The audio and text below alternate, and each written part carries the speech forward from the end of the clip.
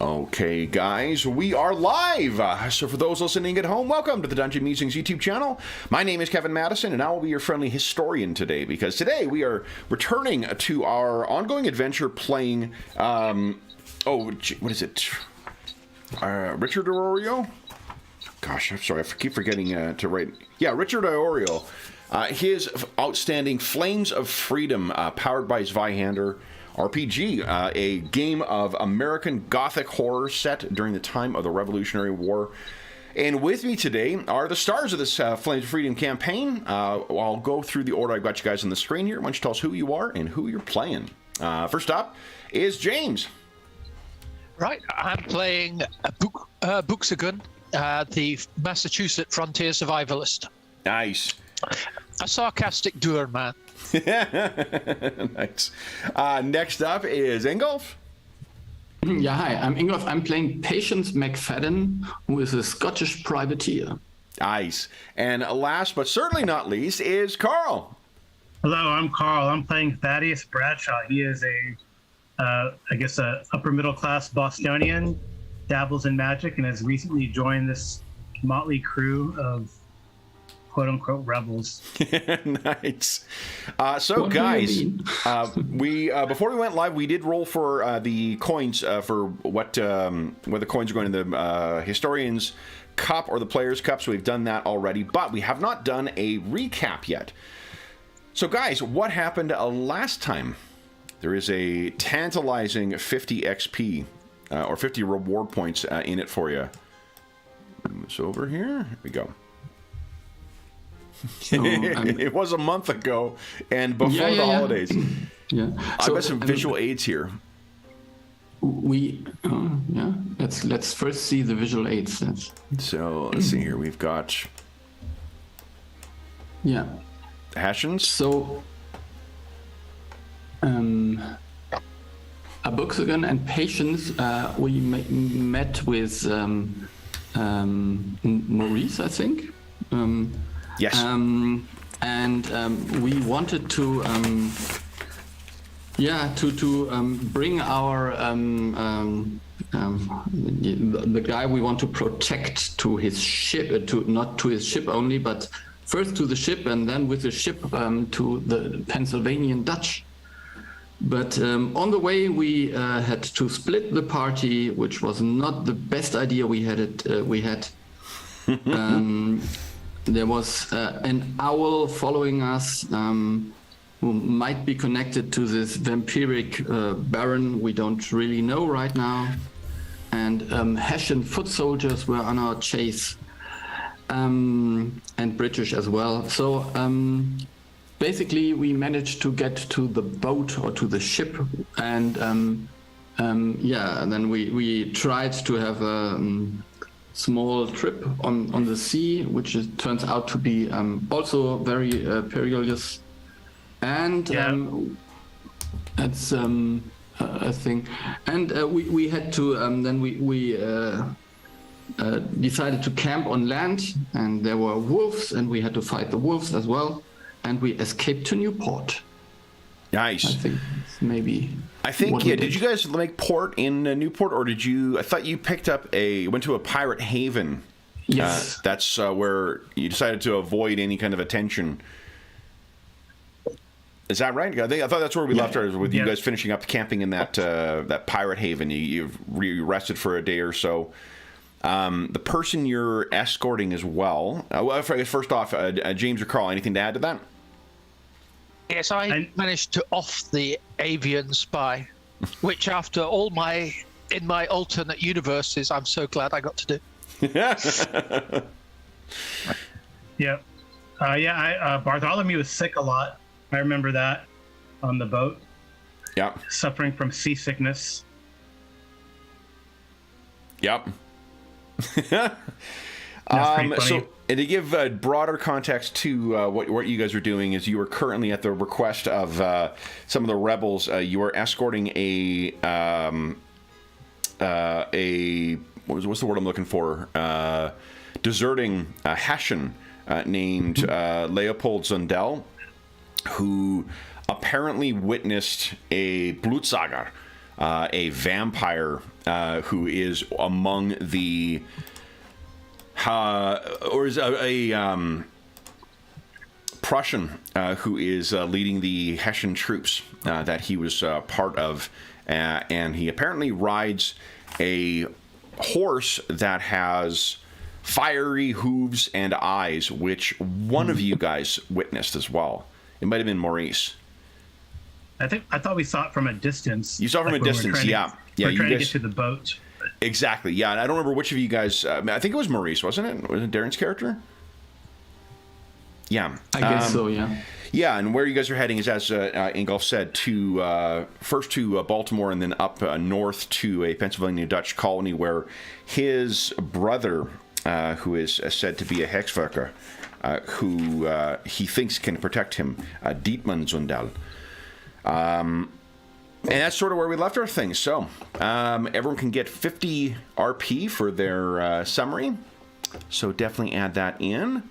Then let's pick up from where we were. Now let me grab everyone's token in our coin dispenser here. Where does that go?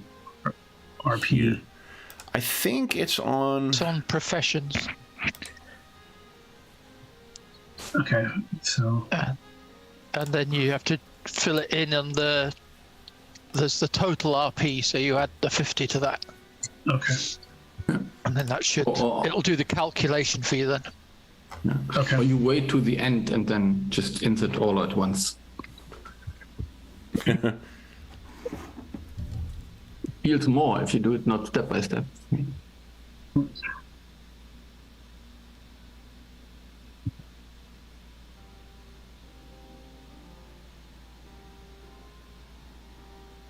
Okay.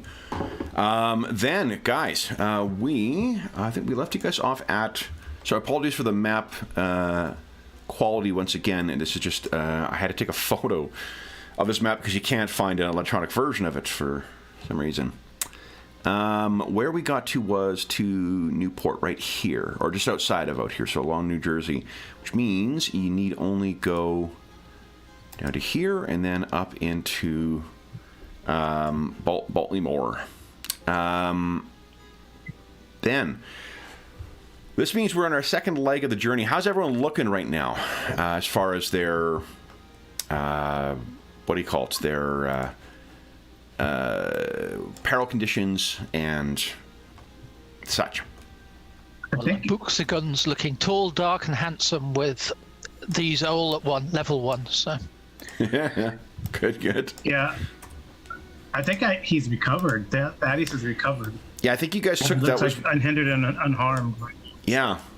So then, yeah, I mean, it seems that Patience, you're called to rest up for a time at this pirate haven. Definitely worked out well. And then, it looks like the last thing we did, yeah, Buxton went hunting, got 6 days of rations.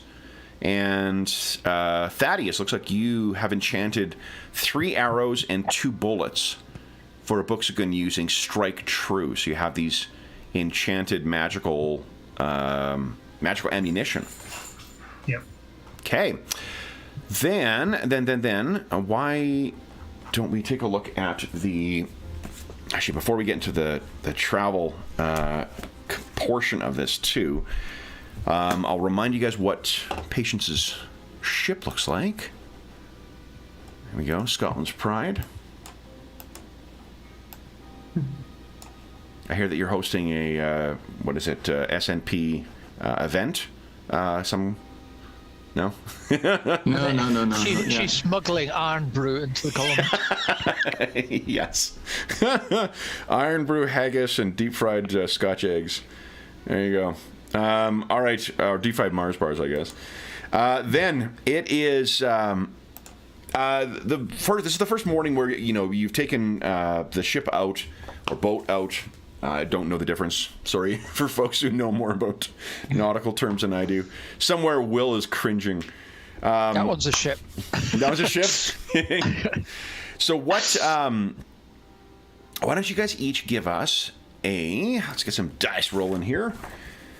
Give us an awareness check, please, and then tell me what your total is with the what do you call it? With your bonus as well. And we'll play the game when it's written. We won't use the Zweihander or the Blackbird's way. So whatever you roll your tens digit, if that's a success, add that to your bonus. That's your total. Okay. Not me. Okay. So that's 4 plus 7.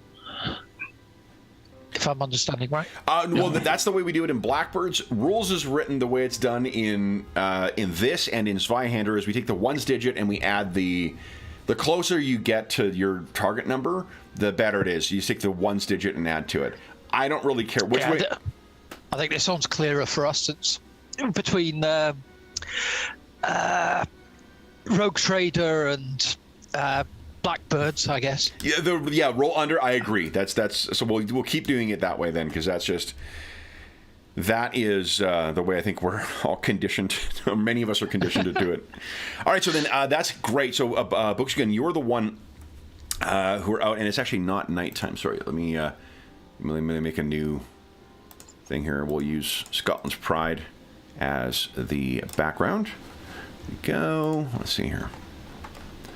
Where are you? It is a relatively clear day as you're setting out, and we're going to get into the travel mechanics in a moment. But first.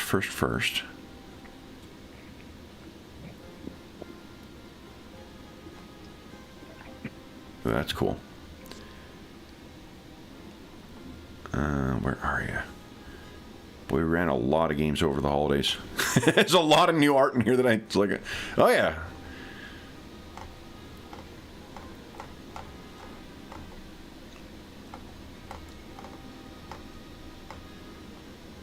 Here we go. Okay.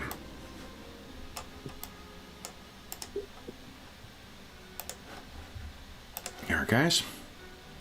Tell me what you're doing with your day while on the ship. I think Thaddeus is just, because he's not done well here on the boat. He's trying to maybe get as much fresh air as possible. Try to get used to the up and down of the boat. Okay. Yeah. Okay. So you're on deck, getting some fresh air. Yeah, not watch the waves go up and down and up and down. Okay. Just look out at the landscape. Okay. Patience? Yeah, I think I would do what is expected, namely steer the ship. Okay. Someone should do that, I suppose. So you're just keeping track of everything, making sure everything is on course and whatnot? Yeah. Okay. And stay on course and such things, yes. And a book's a gun. I think I'll be sitting up in the bow because it's all a bit odd being on the ship, frankly. Okay. And keeping an eye on the horizon. All right. So you are keeping an eye on the horizon, and there's just, I think, do you think you're looking where you're going, where you've been, or out at the sea? Or out at the shore? Oh, out at the sea, but where we're going. Okay. I would think. So it's perhaps it's about midday. Maybe you need to you need to relieve yourself. So you get up and you're walking to the back of the boat, passing Thaddeus, who is really trying to collect himself, make himself a little more seaworthy. Patience is tying down a rope on something, so she's distracted. But you look out back, and at first you think there's a strange shadow that is drifting over the water. And you look up, and you've learned that sometimes when clouds pass overhead, they can cast strange reflections down. But you look up, and it's an overcast sky. So it's not like there's individual shadows that are passing. And as you look a little closer, you realize that the shadow you see that is approaching, it's not something that is just reflected in the water, as if it was like a school of fish or something approaching the boat. There is a cloud of something that is drifting over the water and coming in your direction. Well, I will make patients aware of it. So you see, Wibim, there's something. Is this normal at sea to see something like that? Patience, why don't you give us an awareness check, and Booksagoon, you can assist with an assist dice. Just give us a D10 roll, and we'll see which are the better 10 digits. 45. I mean, I can say now that this is really unnatural, but I'm sure of that right now. Yeah. Oh, 4 to 4. So what? That's actually a pretty good. Well, no, it's a bit not. Well, using the Blackbird's way, that's not a great roll. What is your PB, Patience? 4. 4. Okay. So you're looking out, and as best you can tell, that's just not something natural. No. That is, Thaddeus. I think as you're catching your breath, you look back and you can see that. What are they? They're at the back of the ship and they're talking about something and pointing behind. Yeah, so I would just call Thaddeus. We need your expertise here. So Thaddeus, why don't you give us an awareness check, and both Patience and a Booksagoon can roll assistance dice or aid dice. Okay. Man, 2 for 2. Yeah, it's a critical 22 is a success. crit. Yeah. So there you go. It's a critical success. So Thaddeus, Me, I rolled a 92. right, but you can sub in because they're rolling assistance dice. You can sub in that as your tens digit. Okay. So if you're subbing in 22, gotcha. Yeah. So critical success on it. Thaddeus, you look over and you sort of adjust your glasses. Uh-huh. And what you realize that's coming towards you, and I think this maybe triggers something, something about your occultic and perhaps biblical knowledge, because it is a cloud of flies. Oh, that's not good. So Thaddeus steps back a little bit, and that's not good. Yeah, could you be a little bit more explicit, maybe? It is a cloud of flies. Why it is definitely unnatural so far out here at sea. I've never heard of this phenomenon from my scholastic books from Okay. poor Richard. You could give us let's see here, an education check at plus 20. Okay, education. Is that like there's a stat, right? Education is under, it's a skill under intelligence. Okay. I'm not like, Are you not trained in it? No. Oh, I thought you were. Folklore. Folklore.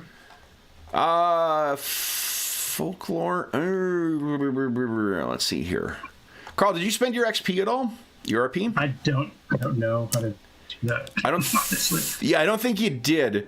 Let's see. Oh yeah, that's not one of your trained skills then. No. So why don't you give us a folklore? And let's make it a little tougher. So folklore will be just a plus 10. Okay.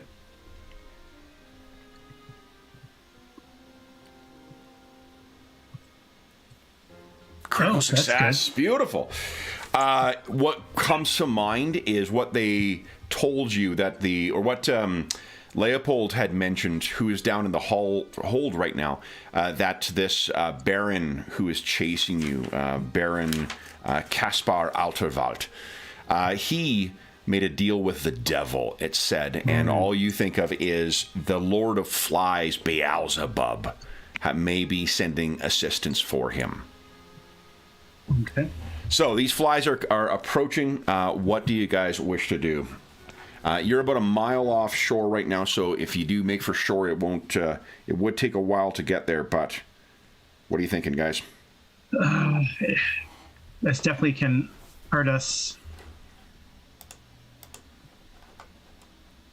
I mean, any of you who've spent time outside in the summertime would be familiar enough with the stinging black flies of New England. So, So yeah, I think yeah. So Phidias, maybe you have an idea. It seems like in your special skill set to get rid of these kind of dangers. I mean, I could drive us further onto the sea or closer to the shore, but that won't help, I suppose. No, I'm here at a loss. I can just tell you what they are. That you are the fighter, peoples. You did roll a critical success, though, so let me give you a little extra hint here. The flies are, and these demonic forces are agents of corruption. Mm-hmm. What do you use to remove corruption?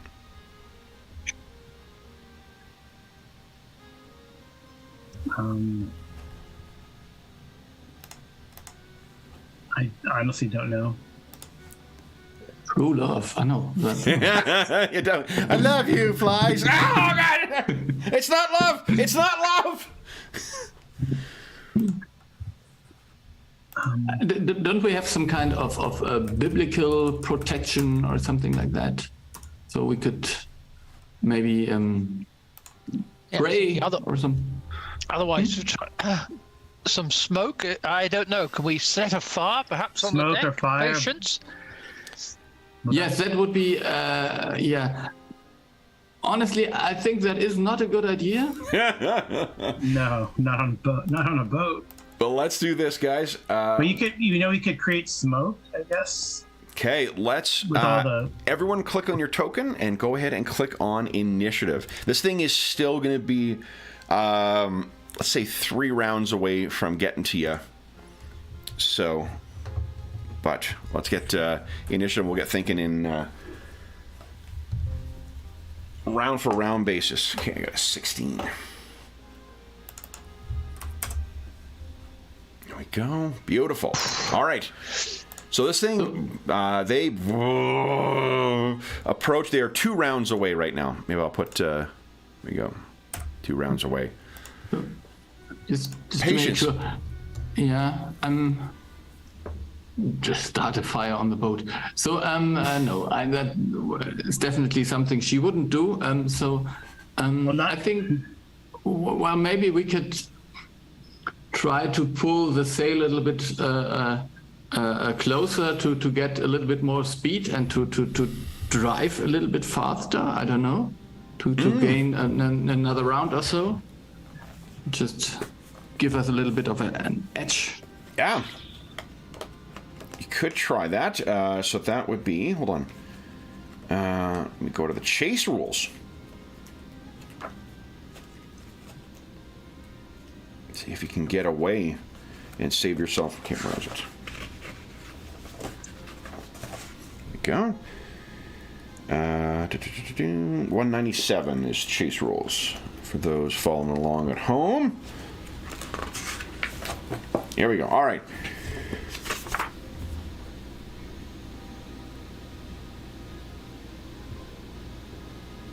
So why don't we use this, if you're going to try and outrun them, why don't we use these as the chase trackers? We'll use the turn order. Let's see here. Okay, so currently, you are the escapees, they are the pursuers, mechanics-wise. And, let's see, you need...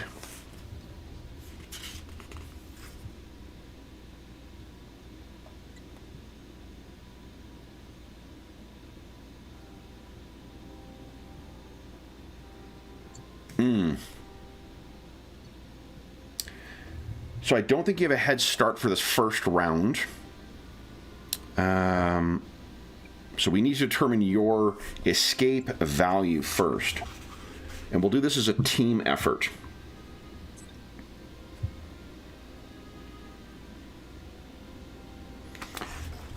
So you just need to keep away for, let's say, 3 rounds, and then you will be able to escape from these things thanks to that. So... at the beginning of each round, escapee will take flight by generating escape value. It represents the relative distance, blah, blah, blah. It's head start plus movement plus 1d10 chase dice. You each determine your individual value. Let's see here.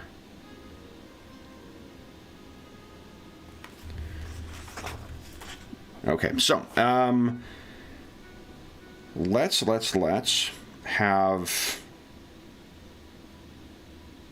Okay, so this is driving a.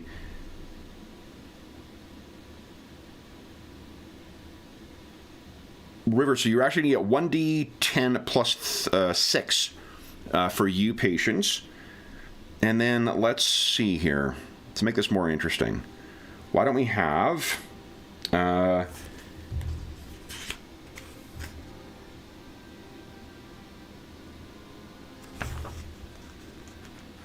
don't I have you each... oh boy. Each can describe kind of how you're trying to help out with this. Or any... Actually, no, fuck it. Let's just we'll keep it simple instead of complicating up. It's effectively you trying to get away. So then, patience, what you need to roll. Do you want me to roll pursuit first just to know what you're rolling against? Or would you like to roll...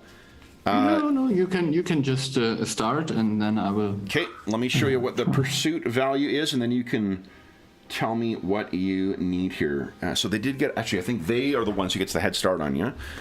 So let's do this here. It's roll 1d10 plus. Where are we here? I forgot to grab my second copy of this, so I should have done that. Because I got only one ribbon to work with here. Ooh. Okay, here is what you're rolling against, a 21. Now, you're 21. rolling, yes, but you are, that's because they had a head start this first round. You are going to be rolling 1d10 plus, what is your brawn bonus? Is it really brawn or is it agility because I pilot the ship? It says that even driving a vehicle is brawn. Yeah, that's because the drive skill is brawn and the pilot skill is agility. That's why I'm asking. Okay. But it is the same number. It totally doesn't matter. Sure, I'll let you use agility. That's fine. So whatever your agility bonus is, plus 6. Plus 6. So this is 12. So 6 is my bonus. And wait a minute. Bonus advance so 6 counts plus in, so it's 7. Your agility bonus is a 6? 6, yeah, and advanced bonus is 1, so it's 7 in total. The advanced bonus, which? Yeah, so if I got RP to advance the character, that gives an additional bonus. I think it's just separated so you can track it. No, so the number is 7 on the... Yeah, it's 7. Yeah, I think. Yeah, 7. Okay, so 7 plus 6, 13. So 1d10 plus 13 is what you're rolling. Yeah, okay. 1d10 plus 13. And the plus 3 that I got there is only because of the head start they had on trying to catch up to you. Yeah, plus 13. Let's see. Maybe. Yes, that one. Oh, God. All right. So then, if the pursuit value exceeds the escape value, the pursuer can attempt to capture. So here's what's happening: is this thing's getting up close, and really what it wants to do is just fight you guys. So now, I would let you spend a coin to re-roll that if you like. Yeah, I think I should try at least. Okay. So there is a chance that I maybe beat it. So. No. Oh, close. All right, so then on round 1, let's see here.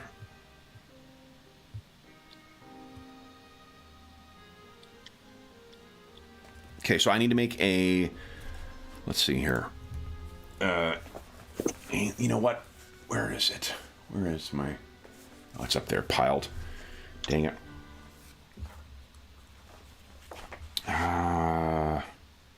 Jody. Okay, so I've got a 50% chance here of catching you. No, I got an 80% chance because it's the first round. So 80% failed. I have to spend a coin to try again here. Let's see. Failed! Oh no! I can't catch you guys. As Patience, as you would say, there's no flies on us. So, Okay, then at the end, last thing we need to do is catch your round. So you guys can picture that while this is not like a single moment. This is representing you guys. Patience is screaming at you guys, getting it to move sails and throw different move beams around and all those kind of things. What I'd like you to each do is give us a trivial plus 30 toughness check, please.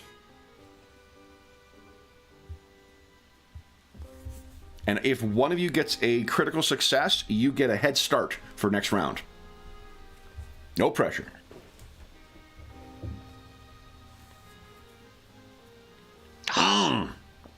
Folks, good. You want to coin that? yeah, that's embarrassing to miss a plus an 80% one. Tell me about it. Preaching to the choir. All right. So, yeah, you guys are easily able to keep your... keep yourself up with this. So, then, next round. You only need 2 more to get yourself away. I don't get my plus 3 now. Oh, nat 1. I'll have to spend a coin on that. That's garbage. Let's see how we do here. Come on. 17. So you just need to beat a 17 patience. Same thing you rolled last time. Success. Nice. Then, so you're keeping your distance. This thing is following along after you. The thing is moving along at an even faster clip. Would each of you kindly give us a toughness check at plus 20 now?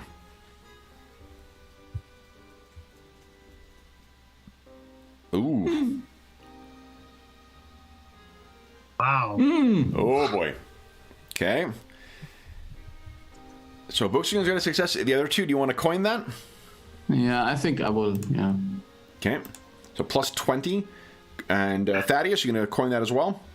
The consequence is just a peril. No, I'll be fine. Okay. I think that fits with him. He's not used to this, you know. So here's what it is. If you fail, it temporarily reduces your movement by 1. You kind of get in the way of the thing. Yeah. That's fine. Okay. So then, we got 3. Thaddeus is sort of in the way as you guys are trying to, keep everything going. He pulls a cord and the sail falls limp. Then a final pass here. So let me roll, and you're going to be at -1 from yours. Yep. 23. Oh. Yeah. That would be almost impossible to beat, but I mean, not almost, but literally So let's see if you roll a nat 10. Let's. All right. So it does get one final chance here. So now I get a round 3. This is a 60% chance. They've managed to somehow surge forward, but each of you can try and resist this. So you can use athletics or coordination, depending on what you want, and on this round you'll get plus 10 to it. So athletics or coordination to resist that. Okay, I'm using athletics. Okay. I'm going to use coordination. Critical success. Critical. Beautiful. Made it. Okay. Oh, a Buxagun. You gonna coin that? yeah, it sounds like that would be a good idea. I'll try coordination this time. Okay. So plus 10 on coordination. There you go. There you go. Narrow success. All right. So as these things come up, I'll tell you, Buxagun, because you were the one who came closest to failing, or maybe it's patience he does, because you had the success. What you can see is as these things are flying, getting in closer, you get the sense, Patience, that like starlings can form patterns in the in their flocks when they fly. That seems to be the case here when you can see a face form in this cloud that kind of yells out in anger and then dissolves back into the flies as the ship carries on, and the flies dissipate.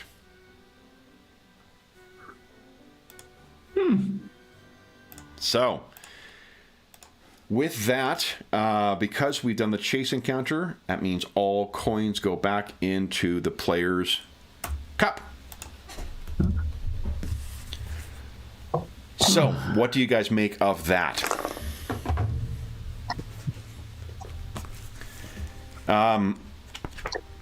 I think Is this one of your weird... Leopold comes on deck at this point and says, "Is there something happening?" No. We were just talking about making a fire on the ship, but that will not happen. A fire? It has been very rocky down below. Yeah. So there was some kind of unfortunate thing, so I had to say a little bit more wobbly, but everything is fine now. His eyes get a bit bigger. Sir Baron? Was Sir Baron here?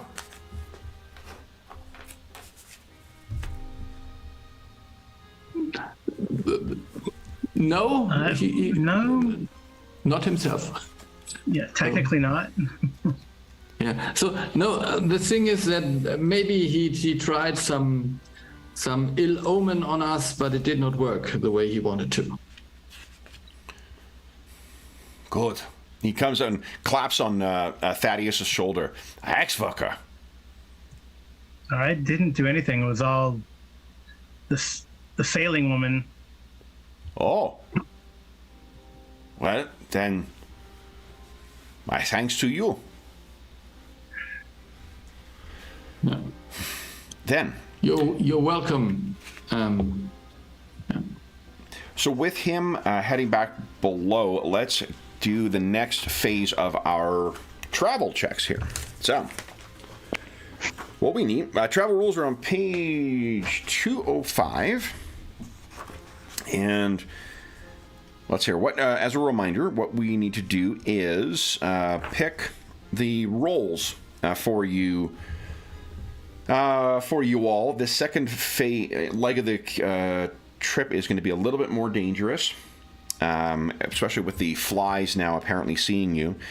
The roles are Trailblazer, who will be rolling Folklore Navigation, the Quartermaster, who will roll Heal or Survival, and the Scout, who will roll Awareness or Stealth. That's on page 207.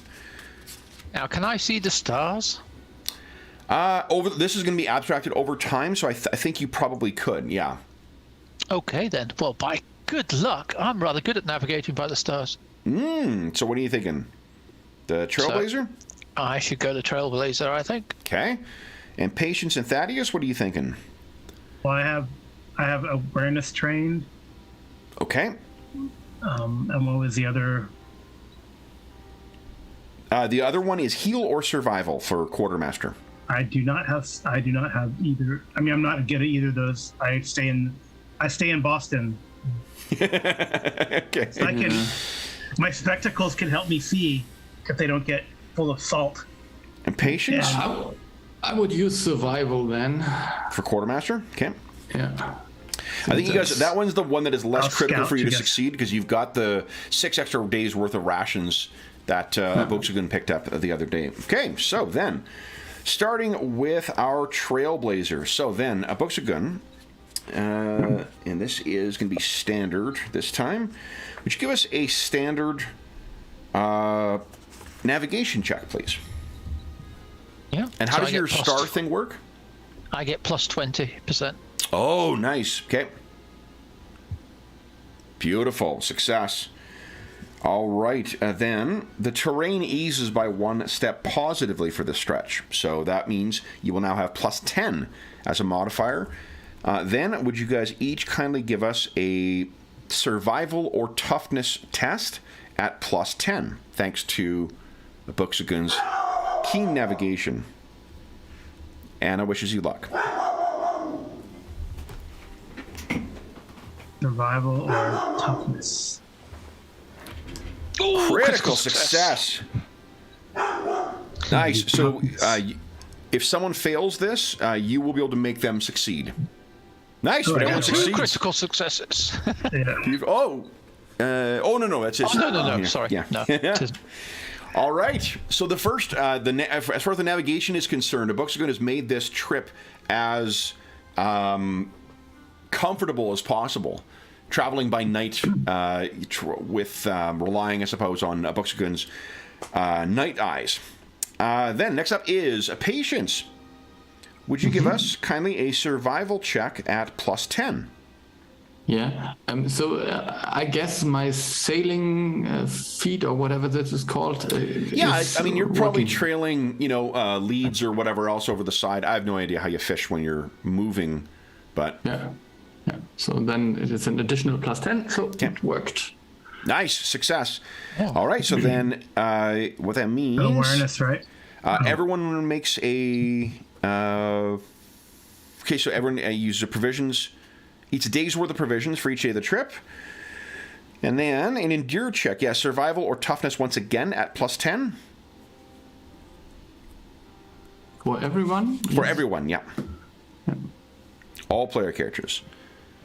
Oh, close the books again. So Gar.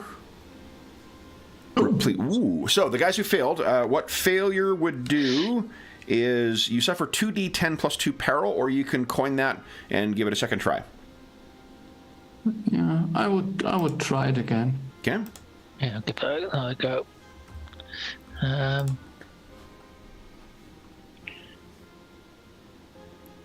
Let's see. Yep, success. So plus success. Yeah, there you go. And then your final leg is the scout. So then, Thaddeus, would you kindly give us an awareness check at +10? Awareness. No, I would like to redo that. Coin that. You got it.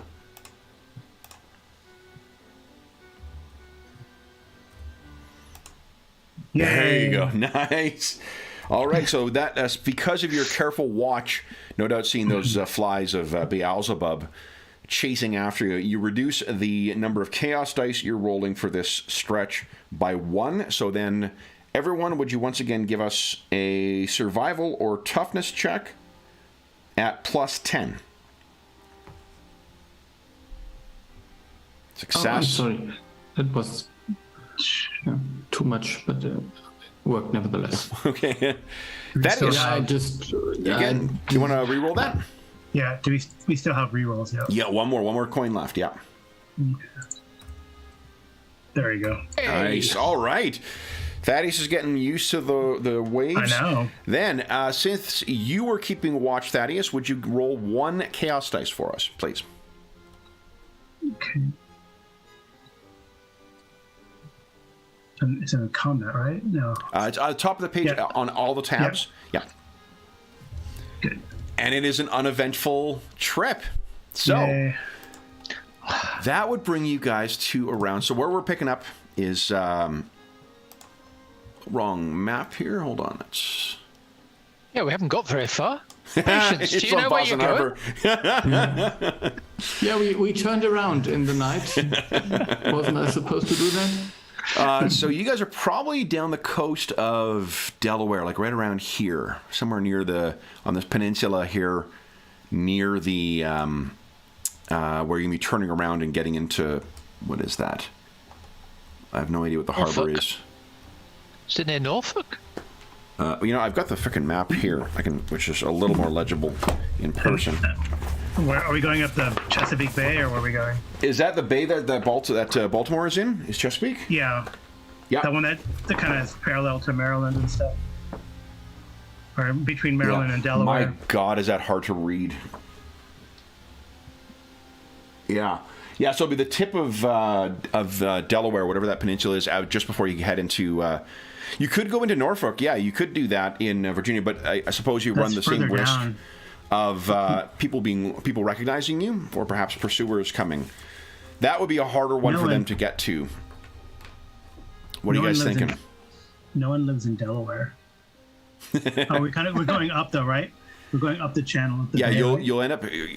This is where we're, and it's not that you've been traveling this whole stretch and then you're doing it. Like you've rested a couple of times. Just we're gonna have another scene where you guys have some downtime before we do the final leg. And we can open a shell company there, and then they'll never find us. So, what are you guys thinking? Go try and risk it going to town, or you're gonna try and have patients find another, like smuggler's den. I think it's probably the best. Yeah, if you want me to. I can't guarantee that I know one in each harbor. So why don't you give us a, let's see here, a folklore check at plus 10 for your sailor. Sort of a lay of the land type situation.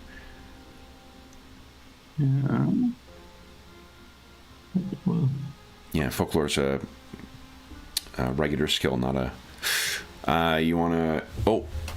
No, I don't want to. No. I'm just. Okay. Nope. So I have no idea here. Yeah. She cannot find anything here, which means you're going to have to either rough camp it, or you're going to have to risk going to Norfolk, or one of the other smaller communities there. What are you guys thinking?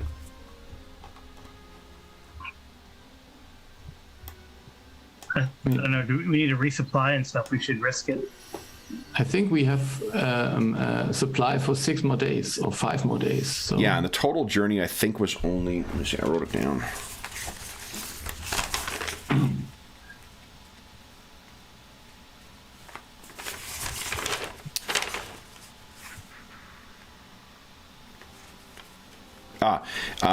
It is. Yeah, you got enough food right now to bring you all the way to Baltimore. From what a books are picked up last time. It is only roughly a week at sea, so you've done another like 2-3 days at sea at this point. What do you guys think? Camping? So we can, we can camp. And I can see if I can grab a little bit more food while we're at it. Sure. So, let's do this then. I've had enough of these cities. All right. So, while making camp, let's see. Why don't you? I'm gonna move you guys back over to here. Whoop. I'm too zoomed in. There we go.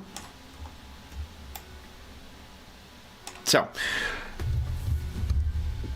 books are good. If you're going to take the lead on this, why don't you give us a survival check at plus 10, I think.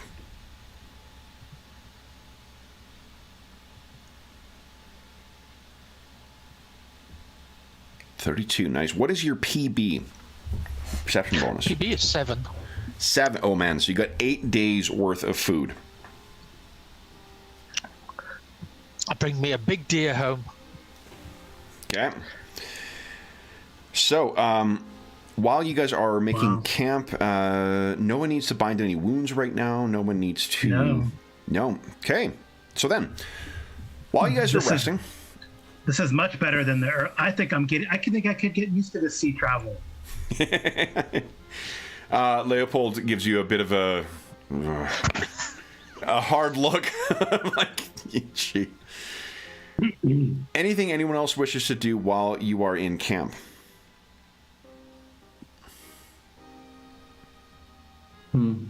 Yeah, no one here to talk to, so.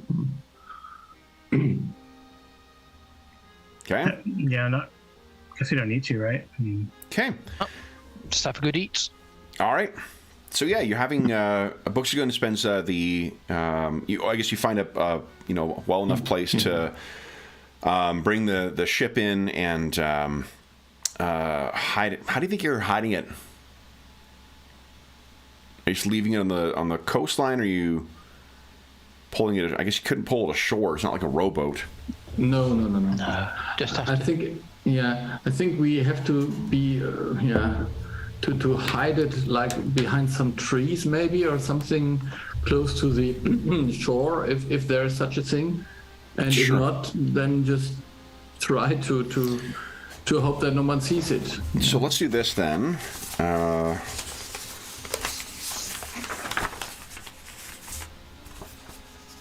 Would you, Patience, give us a piloting check, please, at plus 10? Yeah. Actually, plus 20. I'll give you an extra 10 on top of your sailing. Okay. So, yeah. You mean there could be a sandbank or something? That's what I'm thinking. Like, the reason being is that I think if you succeeded on the smuggling check, then you would have found a nice little like a harbor, a place that would be safe to get the thing in. Right now, you're kind of risking it because you don't know, so there may be hidden shoals or, you know, some other issue. But no problem. Yeah, and I think you guys are actually at. Hold on, we're at 0 right now. Okay. So yeah, you know what that tells me, you found a great place to be able to. It's someone does not make regular use out of this, but it sounds like it might be a good place for smugglers to make future use. So you may want to keep this place in mind in future. The the mood around the campsite, as you said, is a little better. No one's injured. No one's feeling worn down by the journey. Thaddeus has got his sea legs now, it seems, and then the Zundel, Leopold seems in better spirits. Books a gun. You were the first one to hear this then. It is nearing evening. And you guys are laying down. We're getting ready to turn in. Zundel, one thing we didn't talk about is what you were planning on doing in Baltimore. You have the name of a contact. Thaddeus has this, a name of a contact in Baltimore who is apparently part of, if not part of, and then connected with the, with the rebellion.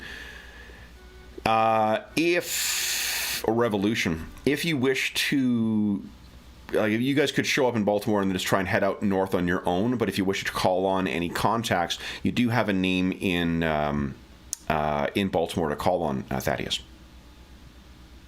So what are you guys thinking of doing once you reach, assuming you reach Baltimore without any further occult interference or incident? What do you guys think is the plan, just to get there and then head directly north to secure horses, perhaps?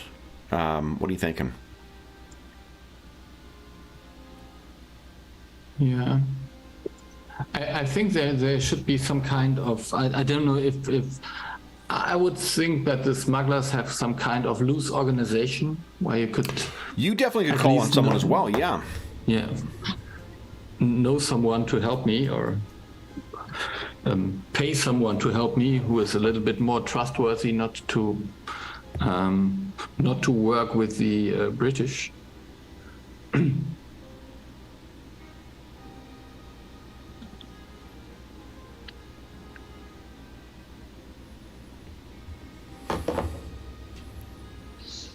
And me, I'm not going to know anyone here, so and I don't like the city, so I'll probably sit on the boat. Okay. Make sure nobody makes off with it. All right. So Leopold says then that the plan will be to arrive in Baltimore to find assistance, and then, and then head on. Yeah, I mean, I think definitely Thaddeus would want to go into town. Yeah. He's a city guy and want to stretch his legs. Does Thaddeus have any, while you're camping here, this will be your first kind of opportunity once again to cast any magic, if you choose. So anything else? He doesn't have any rituals or anything that lasts all day. Not really, no. No. You do have that enchantment. I can tell if people can lie. I can put, raise the alarm and ensorcel bullets. That's kind of what I got right now. Oh, what is your alarm spell? Raise the, I can warning for intruder. I can put it on the ship. Honestly, I guess any object, chest, door, plant, rock. After successfully casting, any person other than you who passes by the object without saying 3 words gives me an alarm. Oh, cool. So So I guess Plant or rock. Cool. Do you wish to? Do you think that you've been making use of that in the camp? Yeah, I definitely could make use of it in the camp. Like put it on a tree that is put it on a tree that's like an obvious path into the camp, I guess. Sure. Yeah. So why don't you give us a, let's see here, incantation roll at plus 10, please. Okay. He just wants incantation is under intelligence. Under willpower. There it is. Okay. And you can also choose to to add focus to it as well, where you add plus 10% per d6 that you will roll for chaos dice that you'll roll afterwards, and then if you roll a 6, there's a backlash from magic. Okay. So do you want to increase how much? If you want to increase your chances. Let me see. What is my? I have a 70% chance right now, I think. So right now, I don't think it's critical, but we'll see. Okay. Of course. Oh. Okay, I think you're finding that as you're maybe trying to carve it onto a tree. Yeah, it's just this tree is it's maybe birch bark, so it's just not coming off the way you expect, and it's not quite coming together. Now I don't think at least it's not a critical. Exactly, yeah, and I don't think there is any direct consequence from a failure for casting magic in this. I think it's only a crit fail. A critical there is, yeah. Yeah. Failing has no immediate effects. So it just doesn't seem to want to go off. You could try again. I mean, there's no consequence for trying again, except for you're just running the risk of a critical failure, I suppose. Yeah. You want to try again? Yeah, I'll try again. Okay. Maybe I'll do that focus thing. Okay, how many focus? Up to 3. I'll use one focus. One focus. One focus, so okay. So I'll be a plus 20, right? Yeah, so plus 20 to the roll, yeah. Wow. I just roll roll that chaos. One chaos dice, please. Yeah. Okay, fortunately. Yeah. You want to try again? I don't know. It's probably going to give up for now. Okay. These woods are resisting my magic. All right. Then, unfortunately, there is no warning. When as you guys are sitting around, you all hear that throbbing of insect wings. They seem to be quiet and then get very, very loud. You can picture you're sitting around the small campfire you have. It's nicely concealed from the shore, so no one will be able to see this fire from elsewhere. But you can hear this buzzing off in the darkness. The Buxagun, if you step away from the fire to allow your night vision to kind of kick in, you can see that there is no obvious source of this yet. And it does indeed seem to come from an entire half, like a semicircle of the trees.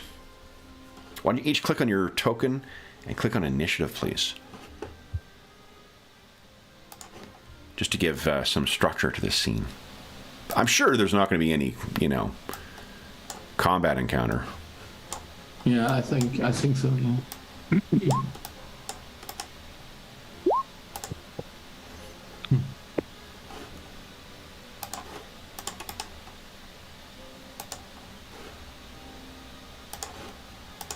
Did you briefly see something there, Buxagun? What's going on? Always behind. Okay. All right. So, and then I think Leopold will act on a 10.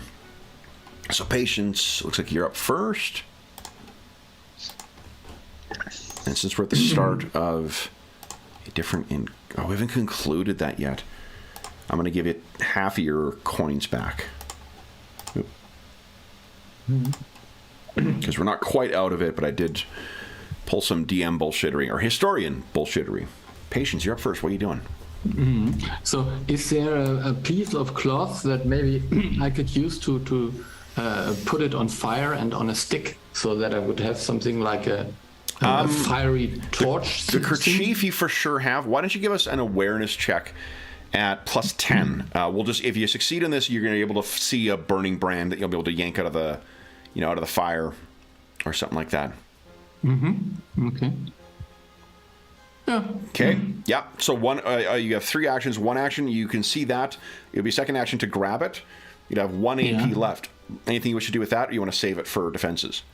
I would want to save it for defending myself now that I have some in this kind game, of you can spend coins outside of your turn to gain AP.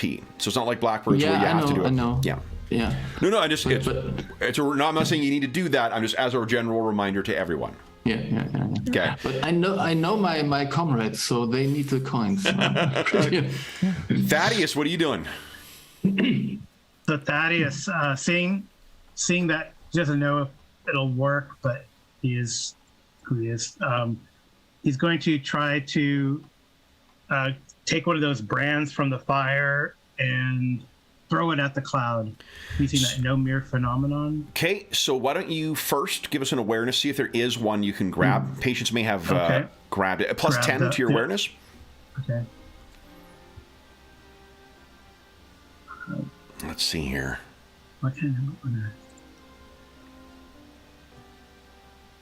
And awareness is under perception. Nope, can't find anything. You want to coin that? Yeah. Okay. Keep making these. There you go. Okay. All right, so you got one. It'd be a second AP to grab the thing. You have 1 AP left. Okay. You can't see anything right now. Like a Booksagun can, even he with his dark vision or night vision, he can't see anything. You can hear it out there, hear them. But it's like a whole half of it's like a semicircle of sound coming in at you. Mm-hmm. There's nothing behind you on one side, but in the blackness of the woods, you can hear it. I think Can I hold on as a reaction, or or do I not have enough? No, like there's not like a PF2 style like bank actions to take a reaction kind of thing here. Oh. But what? Hold on, there is a. Where is it here? Oh, let me look at the cheat sheets.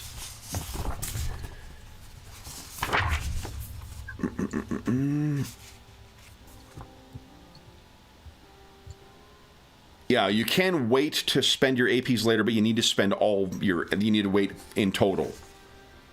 Okay. Okay. Let me make sure I'm doing that right. Well, yeah, maybe I can. Well, I don't know. It's kind of weird because I feel like I have to see it. It says I automatically hit my foe, but I can like launch this brand at the noise. I don't know how you would want me to. What is it you're thinking of using? Sorry. So no mere phenomenon. I can throw something. Maybe you could click on it. We'll see it in chat. Let's see what. Yeah. Oh yeah, right. Your thing. Automatically hit a single foe.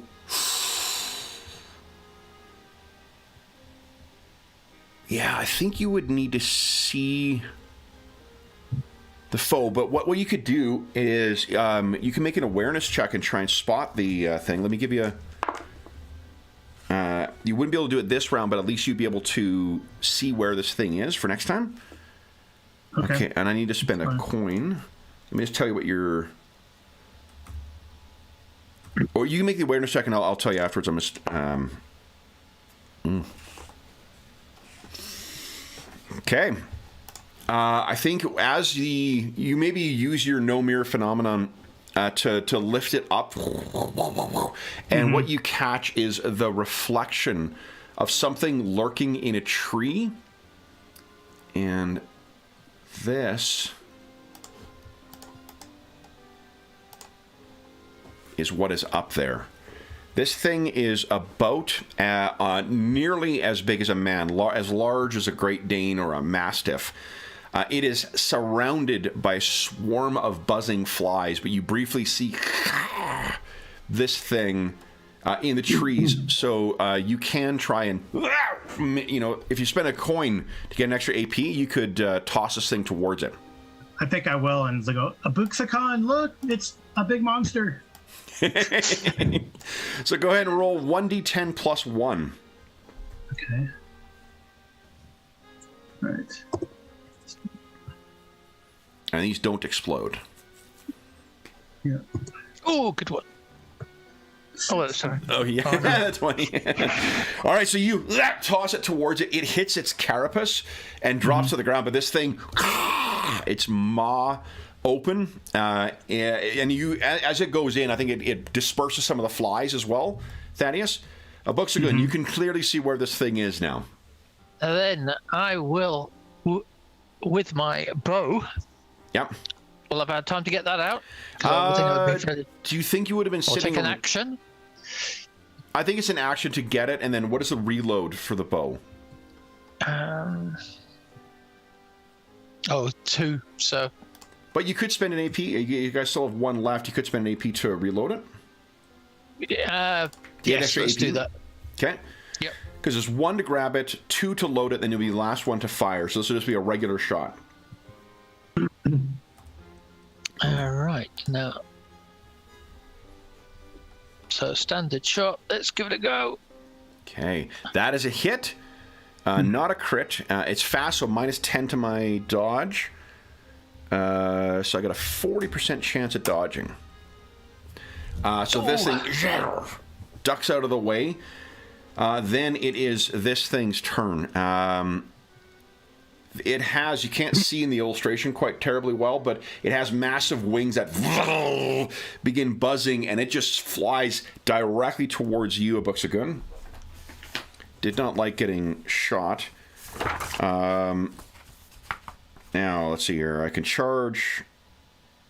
Yeah, I'll do that. Charge and 1 extra fury dice for damage if I hit.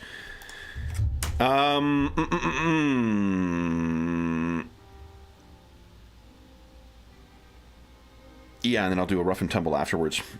So, first, this is a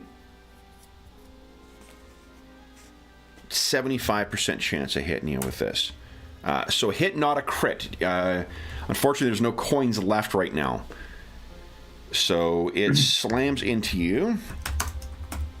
2d6, exclamation mark. +7. And let me double check the traits on this thing. I do really like the tear out sheets you got at the back of the thing. There isn't at least not a DM screen for this, you can, or historian screen you can purchase, but it's really helpful. The little hand up things you can tear out.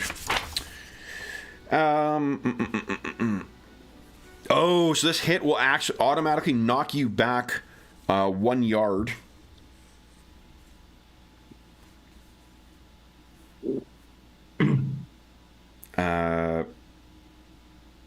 Cannot cause you to bleed, cannot cause you to... Okay, so let's roll the damage here. 10. How does 10 compare to your damage threshold? That'll be just the 1. So I've got a damage threshold of 7. So. Just the 1. You know what? I want to spend a coin and add 1 more. So you got 2 down then. I'm going to add 6 to the result. Okay. I can do that in this game. So this thing flies in and slams into you, a Buxagun. You are knocked back. And I need you to resist with toughness, please. Just straight toughness. Because something might happen.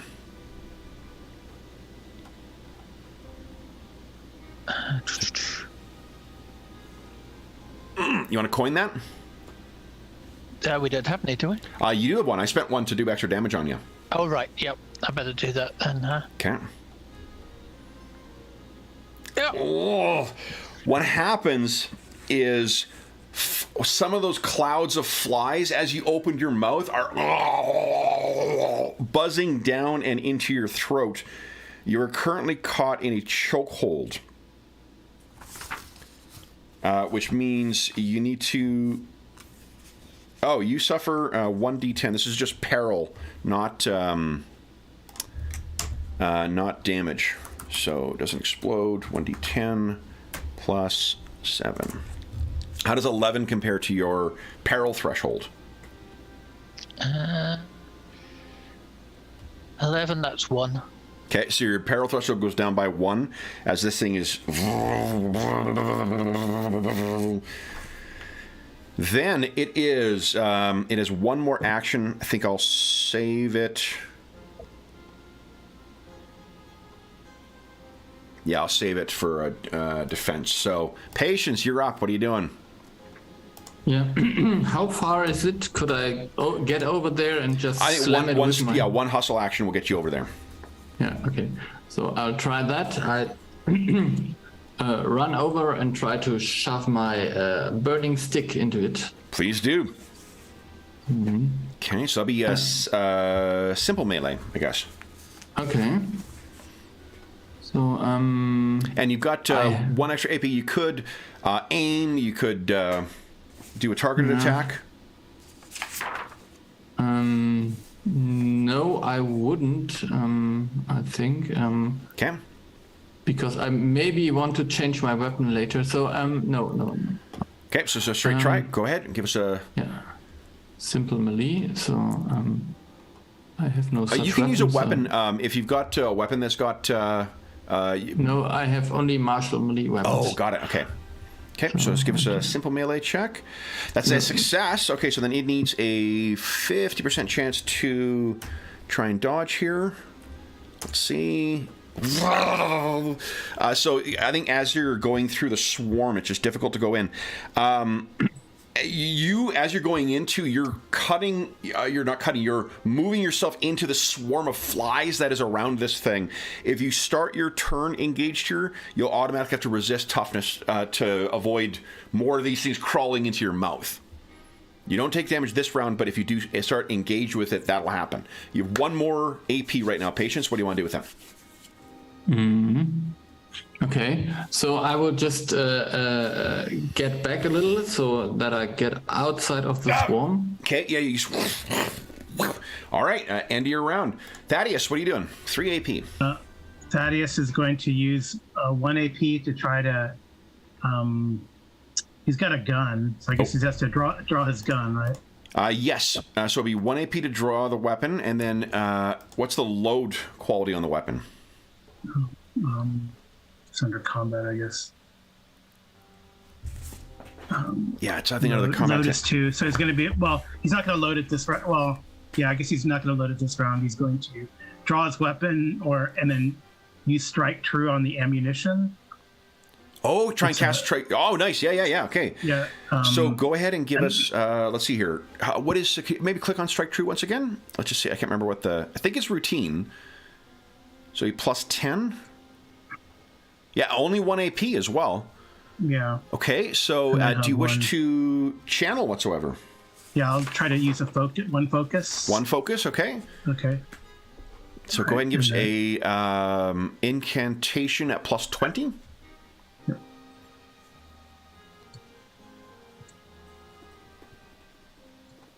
That's pretty awesome.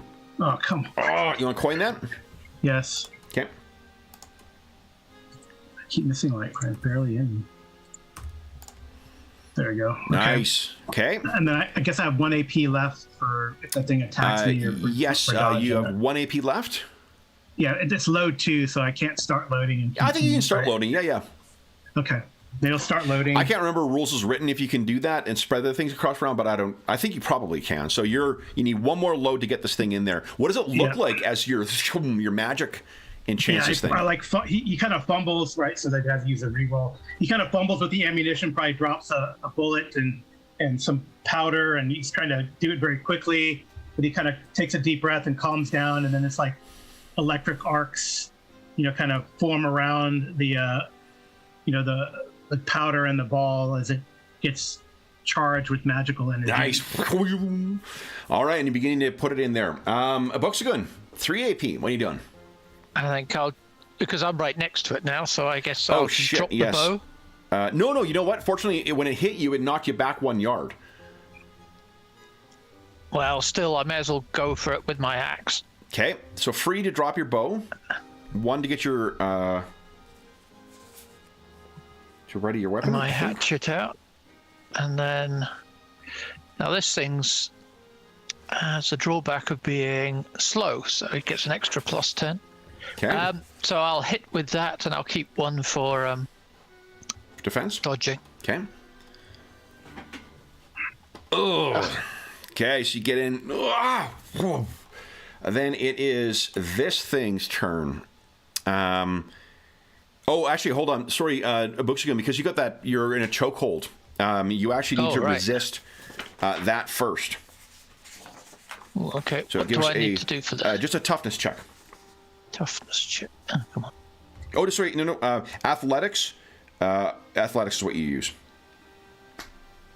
Athletics. Success. Okay. So you get them out, and that is a free action. So now you would have then run in and hit this stuff. Excellent. All right, then it is this thing's turn. It is first going to. Oh boy. I think it'll use a. Get rid of that.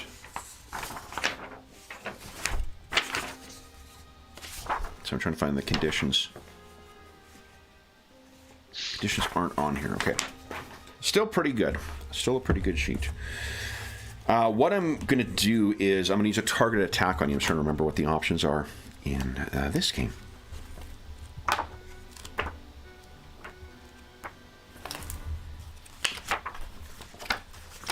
Go. It's page 90, isn't it? No. That's a different game. All right. For those listening at home, apologies for having to take time to look this stuff up. We haven't been back in the American Gothic horror setting for about a month now. And we spent, 10 days in the Carcass Nations, which have different rules, slightly. Enough to make it confusing for me. Okay, here we go.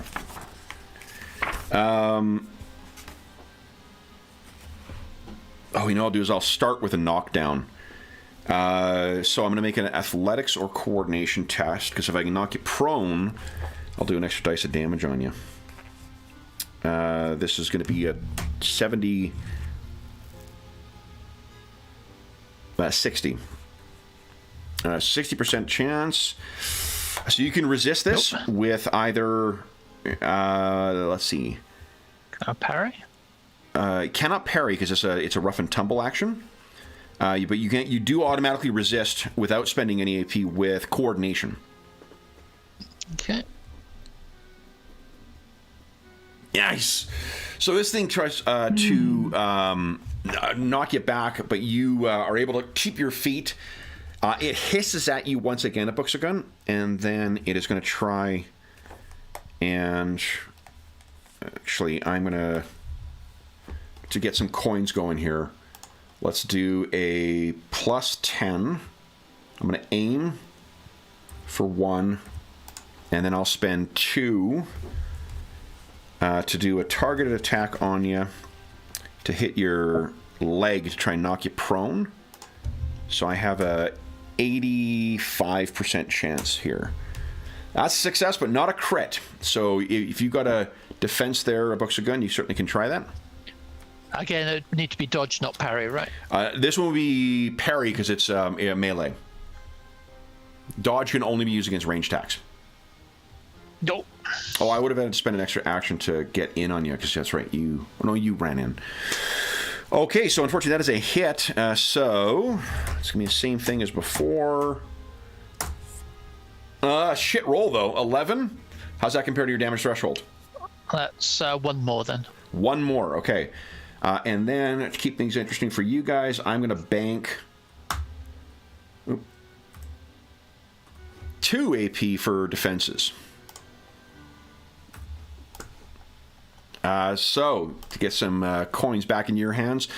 So, that thing, it again hits you, and then I need you to resist with toughness. Once again, please. Toughness. Nice. So, and again, as it hits you, but the swarm of insects tries to get in your mouth. Again, no Booksugun, and you're able to keep it away from you, in spite of taking the extra damage. Now, what is your injured level right now? seriously wounded. Seriously wounded. Fortunately, this thing can only cause moderate wounds. So why don't you give us a 1 chaos dice roll, please? 1 chaos dice roll. No wound. Okay. Then it is Patience' turn. So Patience, you are a little back from this thing. This huge insect demon is trying to kill the Buxagun, it seems. Mm-hmm. What are you doing? 3 actions. 3 Yeah, AP. I think I will drop my my fiery stick. This does not seem to work like I expected it to work. Okay. And go for my trusted boarding axe. I think Okay. that is. So if that is 1 action, I would use 2 additional actions to charge. To charge. Nice. Yep. That sounds good. Wah! Okay, so go ahead. Give us your axe attack, please. Mm-hmm. So, this would make. It didn't seem to work. Did it prompt you for a modifier? Oh, yeah, that is the problem here. Oh! Okay. Well, that better works. Yeah, that's a solid hit. Okay, so it does get to parry. My parry's only 50%, though. Yeah, it is fast, yeah. Oh, so it does knock it aside for you. Do you want to spend any AP to get extra, or any coins to get extra AP? So what does this backslash do? I failed to, but that's maybe not backlash? important. Yeah. Wait, which backlash? So it has as qualities fast and backlash. Oh, Backslash. backslash. Sorry. I'm sorry. That's okay. Backslash. When attacking with this weapon, you gain an assist dice. So, but you've already. You could get a Critical. crit. Yeah, maybe? yeah. Give us a 1d10 roll. Nope. Nope. Okay. And fast is just imposes a penalty on the defense. Anything else you do in patience? No, I have no AP left, and I think we need the other ones for other actions. Okay, Thaddeus, what are you doing? You have 1 more AP to finish your load. Oh, you're muted, Carl. I'm gonna finish the load, take aim, and then shoot. Take aim, so you got plus 10 to your attack. Go ahead. And this is I'm assuming it's agility. Let me quit cheating here and get rid of this guy's AP as well. Oh, martial ranged. Right. Do I just go to the? I go to the. We'll go to the weapon. I think the weapon's set up properly The for it under the weapon. combat tab. Just click on that. It'll roll attack and damage and everything. Okay. Okay, and then it's plus 10 with your modifier when it prompts that. Nice! Okay. That's success. I have a 50% chance of dodge. Fuck. All right. But I'm out of AP now. All right, then it is... so that was 1, 2, 3. Do you any other actions you want to do, Thaddeus? No, that's it. That's it? Okay. And let me see here. I just want to double check one thing.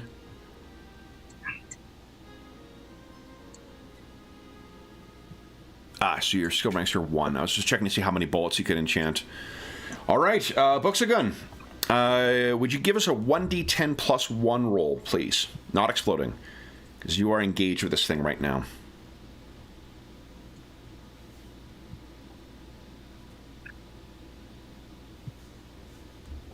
How does 5 compare to your peril threshold? I don't think it touches it. Nice. Okay. So in spite of let me these check. flies No, it buzzing doesn't. around you, you're not affected whatsoever. 3 AP. What do you want to do? I think I'll take 1. I'll use some laudanum Oh, nice. Okay. that I've got. Okay. So that helps a bit. Then I will take a swing with the axe again. All right. And now you have 2 AP left. Do you want to do anything special with that? A target attack? No, I'm going to keep 1 to dodge or whatever. Okay. And there's 3 coins in the player's pool right now. Okay. Okay. Then I'll aim 1 and use a coin. Okay. You got it. Go ahead. So you plus 10 to hit. Go ahead. Solid hit. But 9. Our heroes are on the board. You could spend a coin to add 1 to that. Or add 6 to that if you like. I think we probably need to. It's first hit. All right, and then would you kindly give us a 1 chaos dice roll, please? Yep. See if you inflict an injury here. Anna's rooting for you. Ah! No. Okay. So you hit this thing. And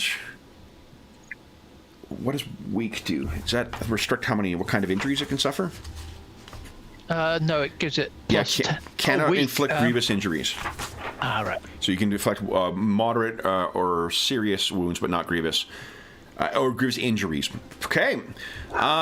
You banked 1 as well, Books of Gun. Anything else? No. I just want to avoid getting hit. All right. So then this thing's turn. It sees... Let's see here. Yeah, I think it's going to try and...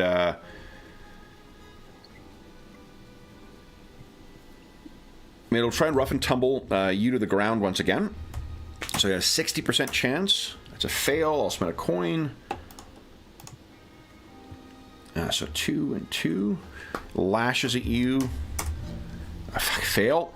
That's so it tries to batter you to the side of Books of Gun. You keep to its feet, so I think what it's going to have to do is do a targeted for your legs once again.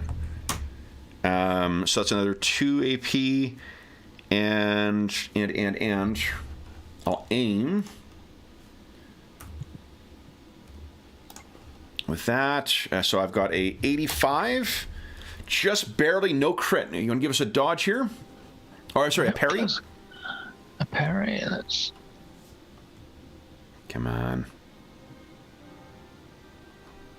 No. Minus 10 to your parry. Sorry. Yeah, doesn't matter. You want to coin that? You guys have 3. Yep. Okay. Better, I think. So minus 10. Minus 10, yeah, because you got plus 10.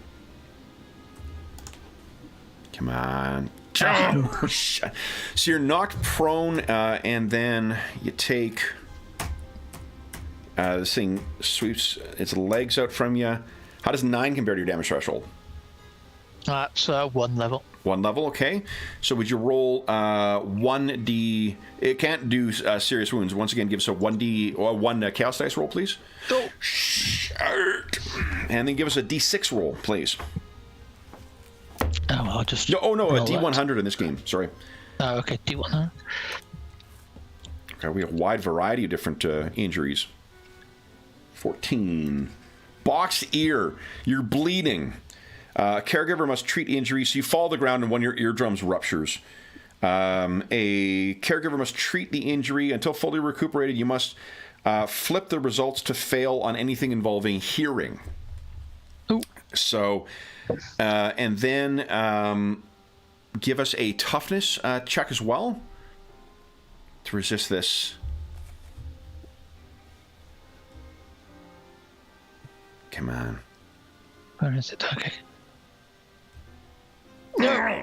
You want to coin that? I'd better leave some for the other guys. Okay. So this will be more peril here.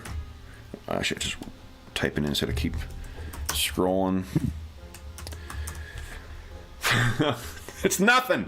It's like the first time you've had flies in your mouth, so it does nothing to you. And then on, let's see here, I'll spend... once again, I'll dump all the rest back into you guys to bank 2 for defenses. So, there we go. All right, Patience. You're engaged right now, so would you give us a toughness check, please? Yeah.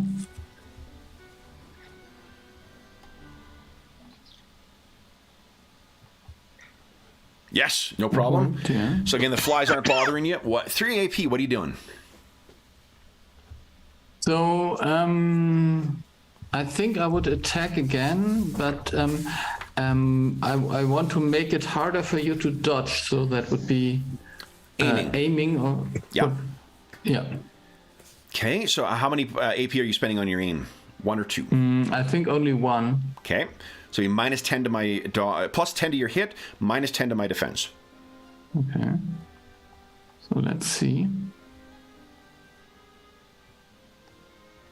Nice. So hit, not a crit, but I only have 40% chance of dodging. Fail! And I have no coins left. That's a hit. Schwack! That is nice. I would add another 6. Hell yes. Okay, so that brings it down to let's see here. Oh man, would you roll 3 chaos dice, please? Yeah. Come on. Oh, tantalizing. Oh no. And so you spend an extra coin to do extra damage? Is that what I heard? Yeah. Yeah, okay. All right, so you splinter into this thing. Its chitin breaks and one of its wings twists and busts. It hisses at you. Are any other actions, patients? Mm-hmm. You still have 1 AP left? Yeah, I would try to make an eye gouge if that is even possible. Hell yeah. Yeah. Well, let's see whether it has really eyes. Which would be great, because if it succeeds, it's 1 extra AP for defenses. Yes, that was my idea. Fucking nice one, Cam. I only have 1 AP left. So go ahead and give us... It's either Guile or Intimidate. Yeah, I think... yeah.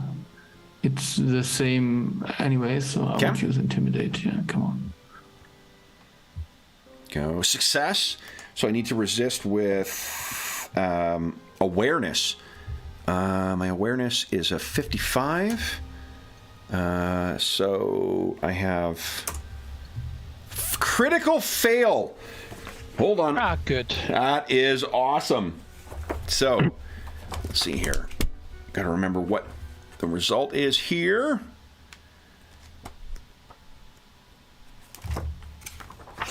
Then, and actually, I'm going to retroactively make you guys make horror checks. I forgot to do that. We'll do that at the end of the fight. See how badly this traumatizes you. Okay, resist. He is defenseless until the beginning of the next turn. So not only is he disoriented, he is also defenseless right now. What does this look like, patient? What did you do to throw this freaking fly demon so off its game? Yeah, I think it's just that I use the axe to scratch above the eyes, maybe, and then this kind of blood just darkens the vision. Yeah, wow. Thaddeus, you are up. So Thaddeus is going to, I guess he's not going to cast a spell. He's just going to try to reload and shoot. So reload costs 2. You could spend 1 AP to get all of that done in 1 round, to get your 1 extra, if you wish. This thing is defenseless right now, which means it cannot... Yeah, let's do that. Okay. Let's do that, just in case. Yeah, okay, that's fine. And if you really want to... I got to cast a spell. If you want to live large, you could also spend an extra 1 to aim. Maybe I'll just aim and not cast a spell. It didn't seem like because Patience hit it and her weapon's not magical. Her weapon is not magical, and it definitely damages things. Yeah.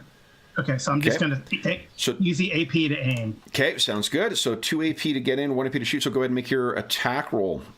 It's 2 and 2. Come on. Critical fail! Oh no! God. I'm so dumb. Oh god! So the gun, in your haste, the gun jams and kind of you're gonna have to clear the gun before making use of it. Now you could. Let's see here. No, that's desperation. You don't want to do that. All right. So then the books are good. What are you doing? I will. First, the books are good. Would you give us a toughness check? Toughness check. Because this thing is surrounding you. So many tabs. Toughness. Yeah. Coin that. It's only 1d10 plus 1 for peril. Just take the chances. Take the chances. Here we go.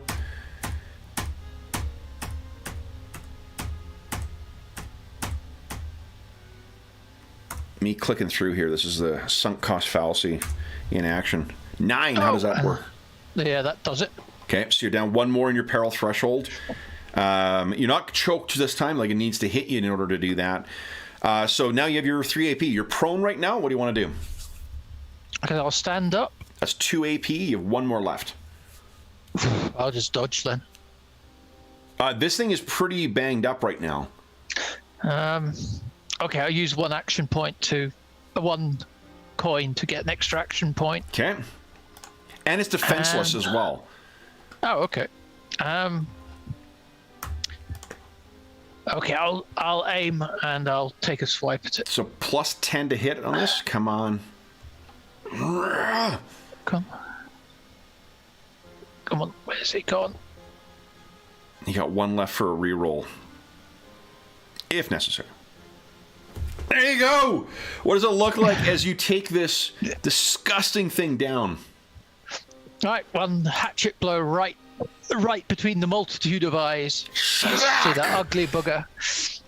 And with that, this thing is crushed.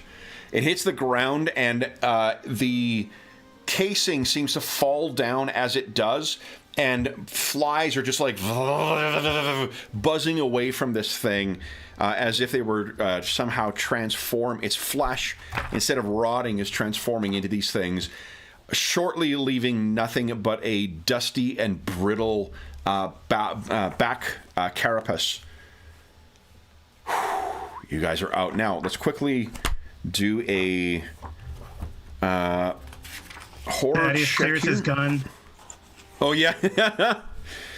So you're going to clear your gun, and then I need from each of you a... Where is it here?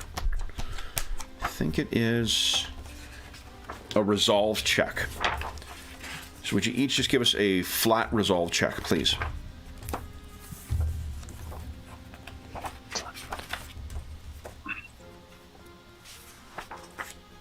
Resolve. So a standard resolve, I shouldn't say. I should use the proper nomenclature. Let me just find resolve somewhere, but I found it. Okay, it's under willpower, I think. Yeah. Patience, you're good. Okay, so Thaddeus and Buxagun, there's one coin left. It's going to be 1d10 plus 1 of peril. You use it, Thaddeus, unless, I think. Use apparel. Okay. Okay, so give us another resolve check, Thaddeus.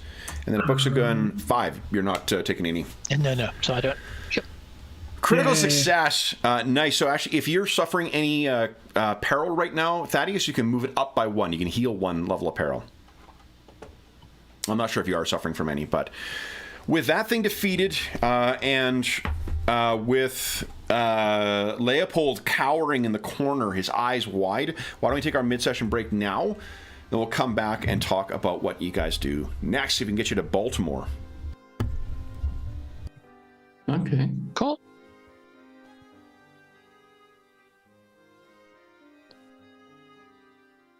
Let's do that.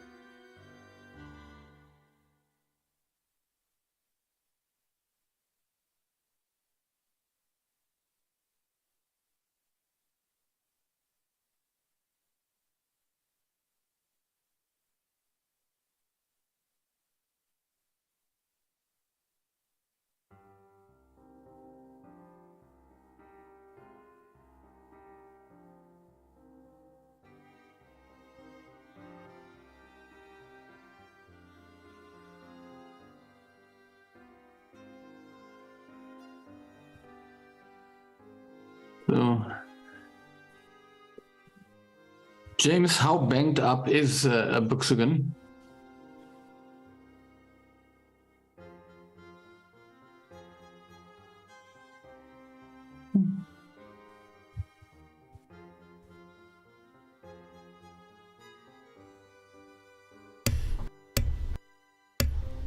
Okay, guys. So, what is everyone's reaction to this horror? Oh, James doesn't have his headphones on. Hold on.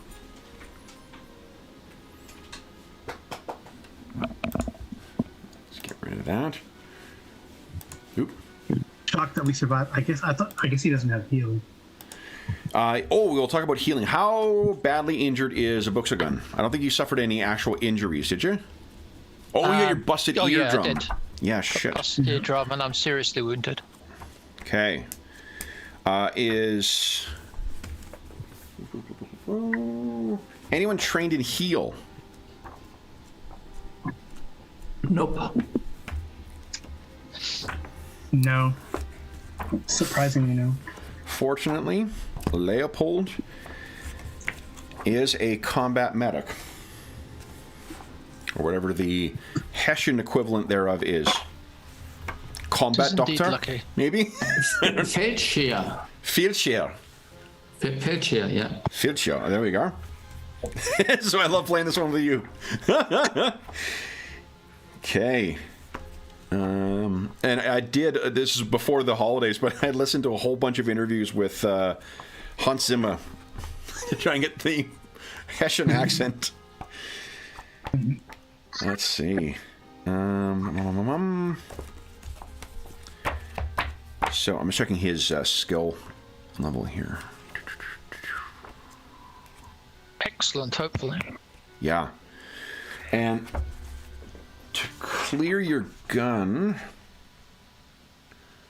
Are you trained in tradecraft? Or is anyone trained in tradecraft? Nope. What is that under? Tradecraft's under willpower. No. Nope. Okay. So then I think what I'll do is, while I'm looking this up, Thaddeus, you can give us a... Oh, you're out of the combat as well. Which means you get all your coins back, guys. And... Thaddeus, why don't you give us a... martial ranged... What's your training in martial ranged? Are you trained or is it untrained? I don't have martial range trained. No. Okay. I don't know why I have a coat pistol. But... Oh, because that's what you come with. It's not flip to fail. It's not a. It just means that you don't get the training, and it's not a special skill. Okay. So why don't you give us an intelligence? Let's hear any skill you've got with intelligence where you don't have training. Just take that at -10. This is going to be your effort to try and fix this pistol. Okay. And so close. God, do you want to spend a coin re-roll? No, he's not a fighter. Okay, so it's not broken. Maybe that's what we're going. Yeah, you're just going to need someone to who fix knows the thing to really work. Whatever's gone wrong with this, someone else may have a weapon to loan you in the interim, or you can spend the next downtime trying to fix that thing. Yeah. Here we are. All right, so then.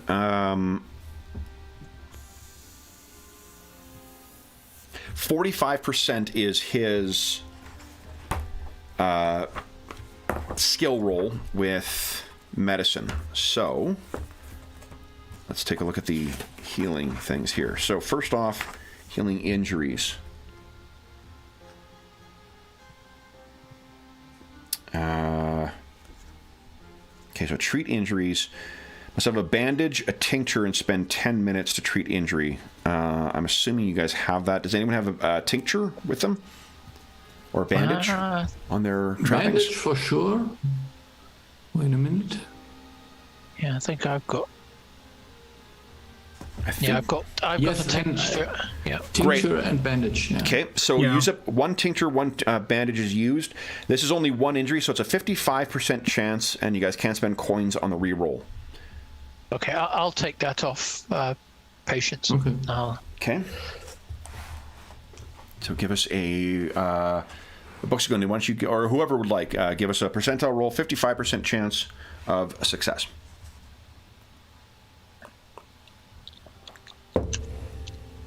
So James, do you want to roll yourself? Yeah. No one else wants to take the blame, is really what? No, he made it. So. Okay, so success. That means it is in recuperation, so you still suffer from its effects until you're fully recuperated. And the recuperation... give us a 1d10 roll, please.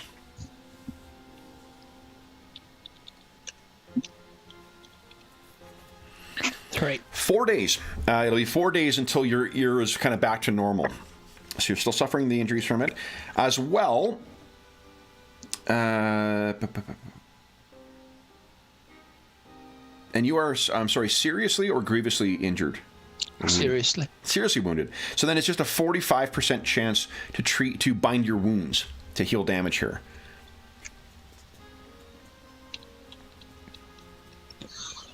Oh. You can spend a coin, though. Then I better. Okay. There we go. Critical success. Beautiful. All right, so his intelligence bonus is 1. You move 3 steps up on the damage track, plus 1. So 4 steps up.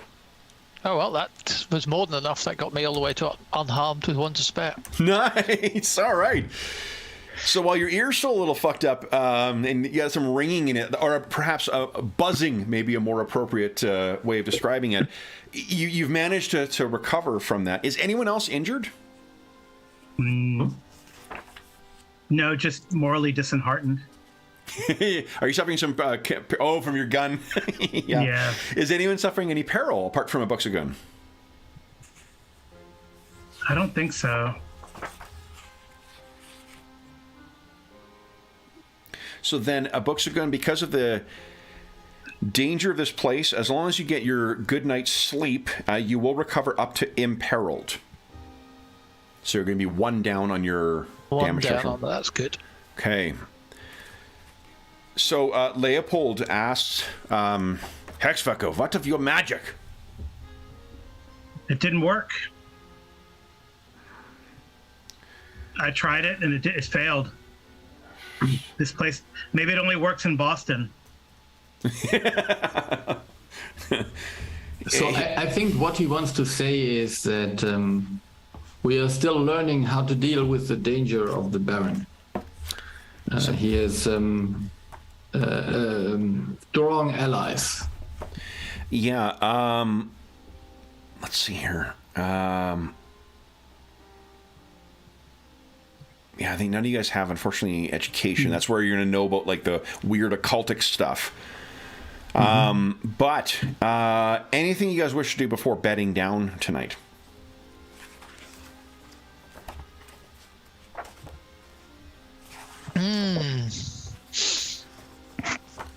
Leopold says, "What do we make of this? Can we stay? Do we flee?" No, I think we can stay now. And I will pat my musket so that just to, I trust that we will be ready the next time. Okay. I think I'll just be lying down and grateful that I'm in better shape again. Okay. Thaddeus is sadly looking at his pistol. Yeah. Why don't you give us a 35% chance roll here? So 1d100 at 35, Thaddeus. Let's see if Nope. you want to reroll, spend a coin to reroll them, or you want to save those for the travel? Let's save them for travel. Okay. So I think in the morning we can see like the mist of early dawn in this coastal camp of yours. There's mist that's hanging around. You go looking around, Thaddeus, like where did my pistol? Where did it? And Leopold walks up and tosses it down to you, and he says, "It's not working," and walks away. He did broke try and it or fix what? it. He tried to fix it. That's Oh. what your 97, what you're rolling for, is to see if he was going to fix it for you Yeah. in the night. Nope. Okay. So then, one leg left, guys. How is everyone feeling for the final trip into Baltimore? Hale, Hardy, ready to be off the road? Yeah. Yeah, it's a long journey. And eventful, too, with a vampire at your heels. Then, I'm assuming everyone's going to be in the same role as before. The terrain is back to standard. Difficult danger is back to standard. No, it's the final leg, so the danger is going to be highly dangerous. But I have full faith that you guys will bring that down. So first up will be the Trailblazers. So, Aboxagun, would you kindly give us a navigation test, please? And you'll get your plus Right here. 10 from your navigating by the stars. Plus 20. Plus 20 for Oh, navigating by the good. stars. Trying to shortchange you Where here. is the skill gone? Deciding. Okay, here we go. Plus 20. Come on. Nice. Excellent. All right. Success, which means you move the difficulty of the terrain one more down. Everyone gets plus 10% on this toughness or survival check they're going to give us. So toughness or survival, please.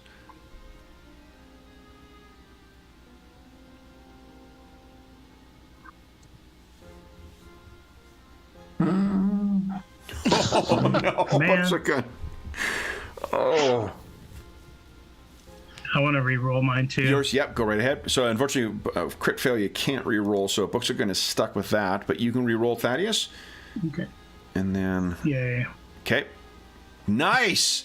So, there isn't a concept of a sublime success in Flames of Freedom officially, but there is in Blackbirds, and I like that quite a bit. So, why don't we say this? Patience, you can see that a Booksagun is just. Maybe it's the lack of hearing. He's just not on his game right now. What is it that you say to him to give him a re-roll on that? Yeah, I think it's not saying that's with his impaired hearing that's not making not so much sense. I think I would just put my hand on his shoulder and squeeze it a little bit and just encourage him to stand his ground, and then it will work, I'm sure. Okay. So, Bookstone, give us another survival check at plus 10. Let's see if we can get away from there. You go. Success. Nice. Yeah. Excellent. All right. Then next up will be the Quartermaster. This is the least critical of the rolls because you guys have ample amounts of food right now. Either a heal or survival check, please, patience, with plus 10. So, and we're not on the are we on the ship? This is reflected in the last 3 days of travel through Chesapeake Bay. Yeah, okay. So, works. Yeah. Oh, so yes, you would add your thing. Yeah. Yeah. Okay, great. Then next up is a survival or toughness check from everyone at plus 10 once again. Okay. Oh no. 99 and 100. A sublime fail, I take it? Yeah, that'd be a sublime fail. So, Booksagoon, would you roll, please, a 3d10 plus 3 roll, please? I think I said please about 3 times in that sentence. 3d10 plus 3. 18. How does that compare to your peril threshold? Where's that? Oh yeah, that's two levels. Two down or 3 down? 2 down. My peril threshold's 8. 8. Oh, okay, because 8, 14, 12. Oh, yeah, okay, sorry. Yes, then that's amazing. So you're down 2 more peril thresholds for that. This is just, maybe like when you guys are sitting down to eel, there's a fly that lands on it. This is you guys sitting on the deck. A fly lands on the deck, and a Booksagoon kind of like, and it just puts you off your meal, so you're just not quite paying attention. Lastly, Thaddeus, would you give us an awareness check, please, at plus 10? Awareness. Yay! Nice.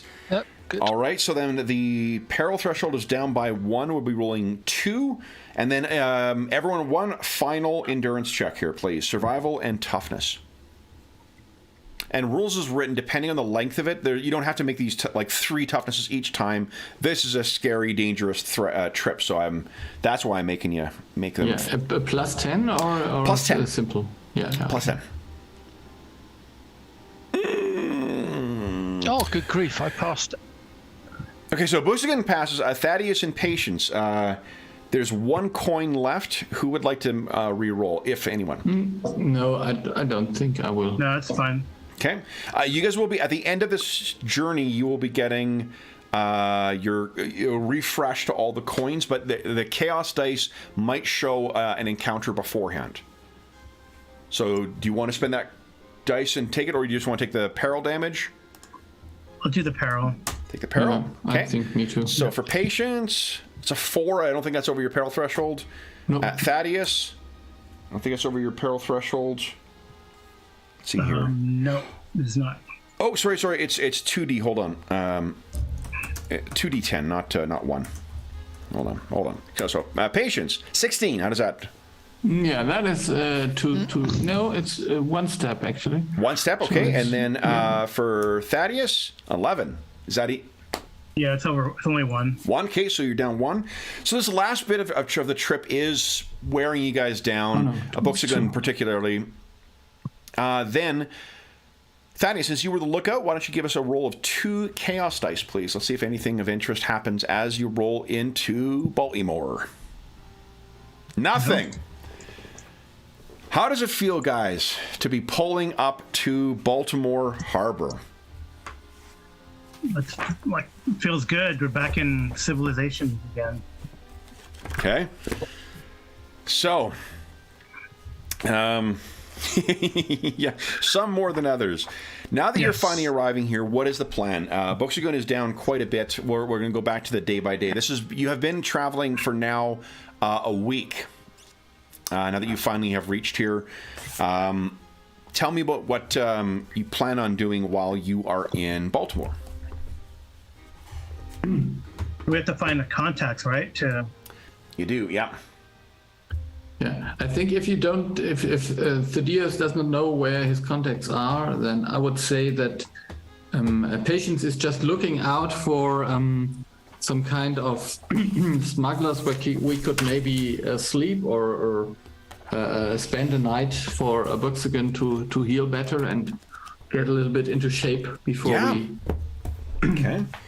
So why don't you give us a rumor check, but you'll get to add your sailor bonus to this. That's sort of you slumming them along the docks. And I think I've got... Do I have an illustration for this? Do not know. Let's see here. Oh, you know what? I do have one thing I can do. Get rid of this. It worked out. Okay. Let me bring you over to the old docks once again. Okay.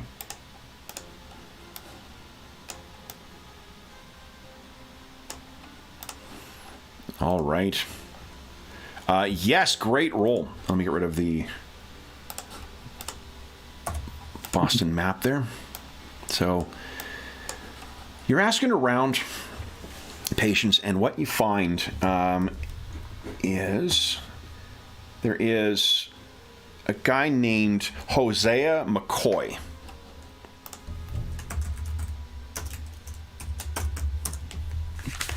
An old friend of yours, or at least an old contact, who agrees to put you up for, it's going to cost you, it'll cost you, I think, a favor with Hosea.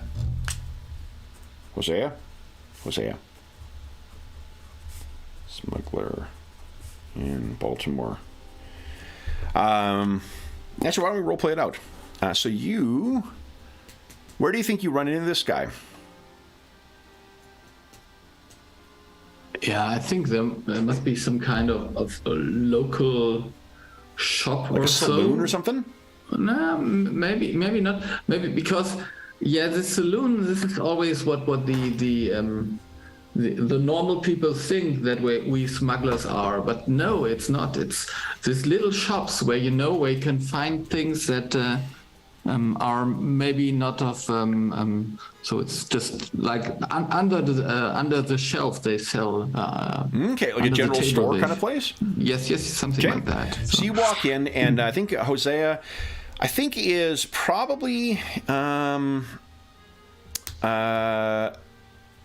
he's probably a second generation American, and when he sees you walk in, he's probably in his, let's see here, I think he's in his like mid 50s, and if you think of kind of like a John Hurt, but really scrabbly, like when he's got his beard grown in, not when he's looking pretty put together, like when he's at his most kind of like Indiana Jones and the Crystal Skull disheveled kind of look. So he walks in, you walk in, and he turns to his fellow, like the person who's working his shop, a kid who's working the clerk, and he says, "Keep an eye on everything.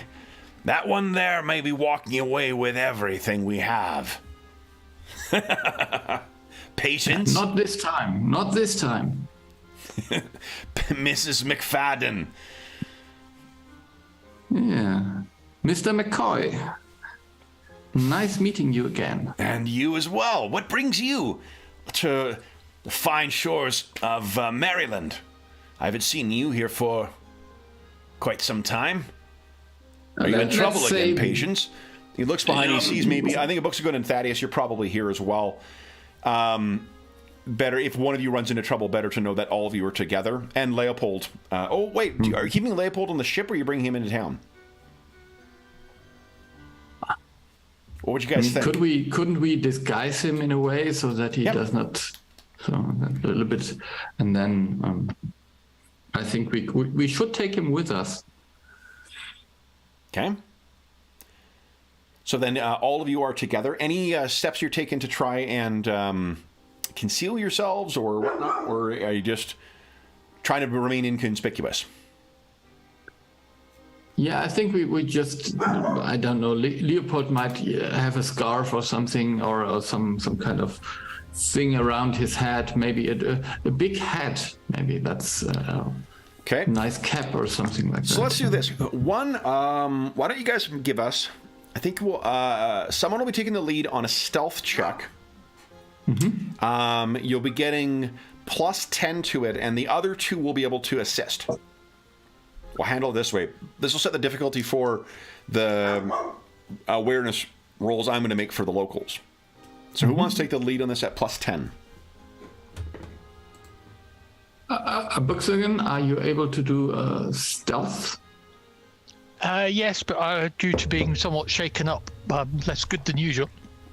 Yeah, but I think that's also, I'm in the 50s, so there's no difference there. Okay, I'll give it a go. Okay, so then Thaddeus and Patience each give us a D10 roll, please. Oh, and you're out. Hold on. You have all your coins back, too. 50. So at the least, you got a success. Yeah, and... one. That doesn't matter. Yeah. Okay. Oh, no one's got coins. What have I done here? So 5. Okay. 10, so that's 5.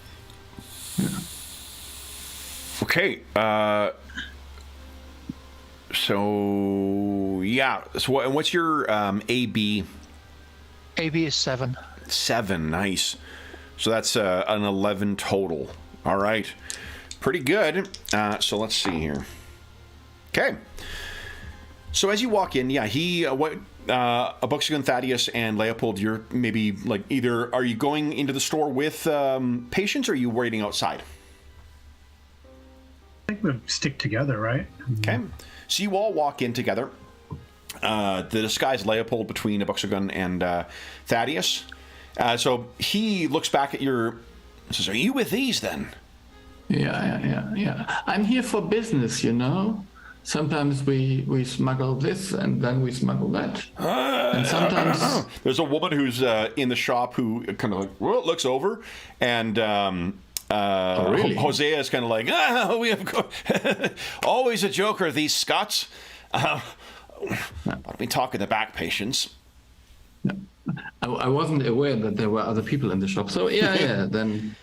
So he brings you in the back. Yeah. Thaddeus, Abuxagun, and Leopold, you're welcome to join them as well. So he brings you back. He says, "So, you old pirate, what is it that brings you here? I take it that this is just not a passenger cruise." Yeah, well, maybe it is actually. Oh. So we are just on the road to cross the town, but let me put it this way: we fell on some bad luck on the way, and so I think we need a day's rest or 2 days in this town without. Let's just say that I wouldn't rather meet British troops in the next few days. I see. You're revolutionaries, eh? He gestures at Thaddeus. He has that look. Are you from Boston?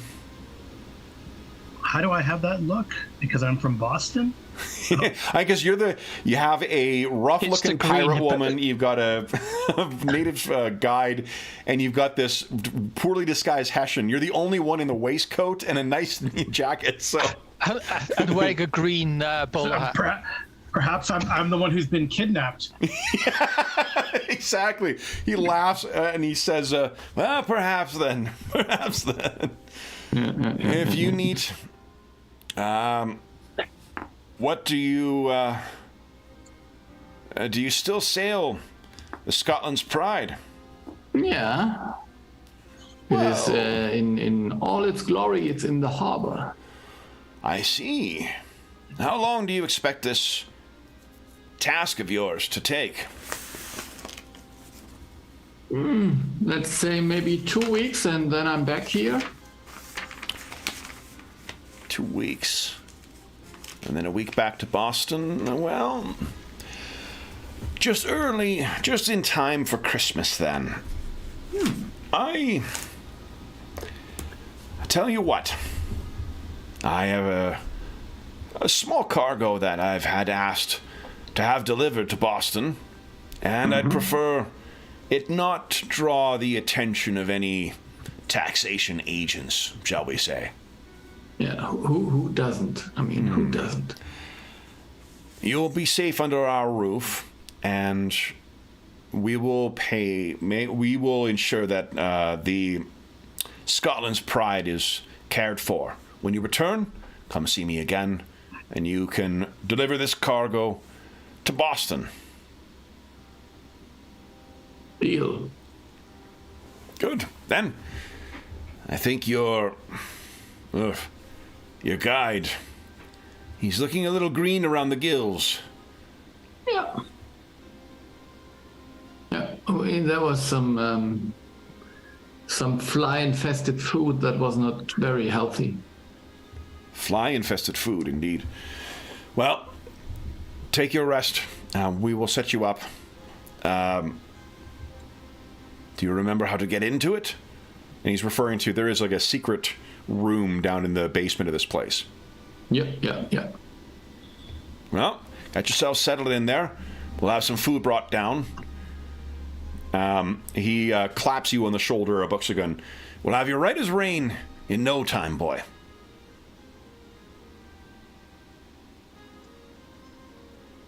Oh, He can't hear too well, sorry. So he leaves you guys to make your way downstairs. Patience, you know precisely where he's talking about. You make your way down to the basement. You pull aside one of the bigger crates. There is a false wall that you just need to push aside, and you guys can go in there. There's a lantern in there. There's a cot. There's enough. So it's not going to be luxurious or particularly even comfortable, but it will be safe for the for however long. Really, Abuxagun, all you need is one night's sleep. And inside, you only need one more day. It's been another 3 days to get you into here, which means it's only one more day of healing. By tomorrow, your ear will be right as rain. Ooh, good. Okay. So. I'm sorry, what did you say? Anything you guys wish to do? Oh, and Thaddeus, they can take care of your weapon as well, too. They'll find someone to be able to fix that for you. Anything else you guys wish to do while you're in town? You have access to the full complement of the stores here. You just need to pay regular prices for things. If there's anything else you wish to like to replace bandages or the tincture. Oh, that's a good idea. Yep. Yeah. Bandages, tincture, and laudanum if I can afford it. Okay. How much cash do you guys have right now? So the way you are asking, it's like we would get any money. I mean, no. Yeah. If I do have my absolute shortcoming as a DM is I always fucking forget to reward treasure. I am terrible. That's one of the things where Blackbirds is such a great game because I don't have to think about it at all. Yeah. So. I forget as well. I've got 33 pence apparently. 33 pence. Why don't we say anything within reason you can pick up here? So, let's see. What is, as an example, unreasonable would be like a duckfoot pistol is three quid, it looks like. That's probably more than unless you guys have that money on you, is probably more expensive. Thaddeus is the one who's the most... Yeah, I have money. I have a lot of money. How many pounds do you have? 11 pounds. Oh, so there you go. Let's assume that you guys have 10 quid among you, so 10 pounds among you to spend on whatever supplies you want. So if there's any other gear or weaponry you want to upgrade to, one of the things you can rely on Hosea for is he has a full or a impressive armory as well. So if you want to upgrade any of your gear to anything more powerful or whatnot. No, I'm happy actually. Yeah. Where's the shop? Guns are on page 179, and then the gear kind of goes forward from there. 179 to gear. Okay. Oh yes, here we go.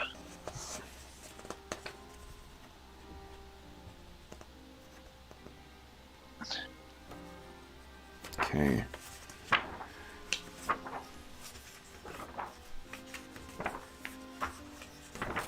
Oh, and we have said too, just as a reminder, that you can spend double to get a skill outside of your profession if you wish to get training in that. So for those of you who have like, I don't know why the mentalist doesn't have education as a trained skill, but that's one that you could take, Carl, as if Thaddeus, if you see him having more of an educated bent, you could spend 200 RP to get that. Or if you wanted to, say, get training in guns, you could also do that. So are guns martial? Is that? For the most part, let's see here. Because that's simple ranged and martial ranged. It says, what page did I say? I got a guns here. Looks like the blunderbuss is simple. The double barrel pistol is simple. Some of the pistols are all simple. Okay. What kind of gun do you have? A coat pistol? Coat pistol, yeah. Where's it here?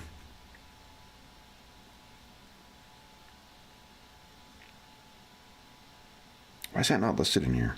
Overcoat pistol. Here we go. Simple. That's actually, that uses simple, not martial. Yep. So I guess I have 150 to spend.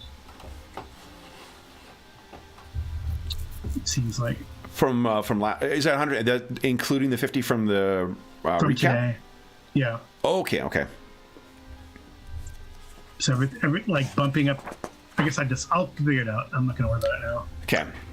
Just because you will get, you're going to get more at the end of the session, and then I think you get 150, because I think it's like 50 per hour is what they suggest, plus the extra, so it's like 200 you'll get at the end of today's session, in total, including the 50 for the recap. So I'll spend I'll spend some pennies of my own, and then 2 of the pounds to buy of the team money to get a tincture and 1 laudanum. Okay. So that's 2 of our stuff spent. Okay. 8 quid left. Patience, Thaddeus, anything you guys wish to purchase? No, I'm at the moment. I mean, the only thing we should purchase is booze. I mean, that is something we never talked about, but we want to drink anyways. So. Page 171. Bottle of sherry is 1 shilling. Bottle of spirits is 10 shilling. Bottle of wine average 1 quid. Bottle of wine inferior 3 shillings. Bottle of wine superior, £3.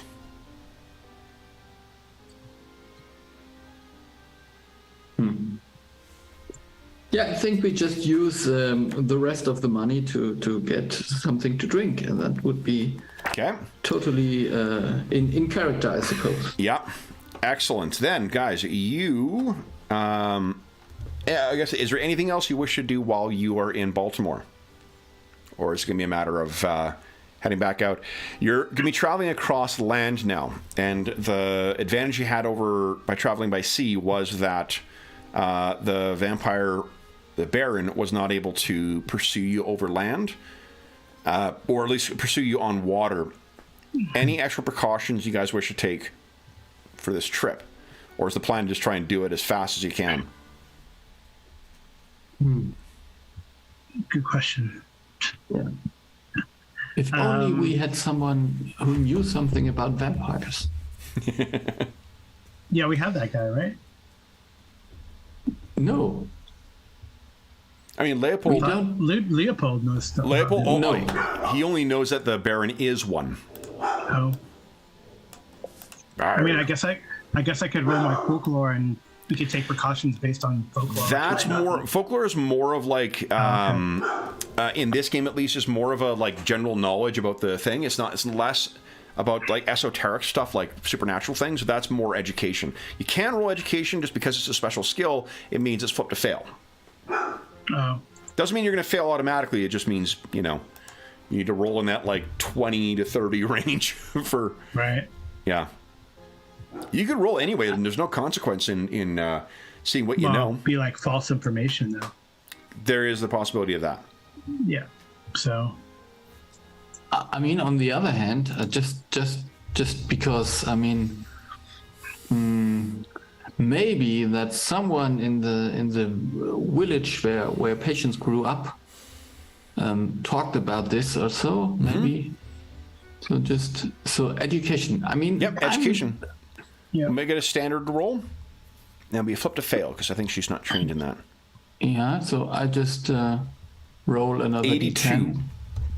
You want to spend a coin? I already failed. Yeah. You already failed, but you could re-roll. You could spend a coin to re-roll.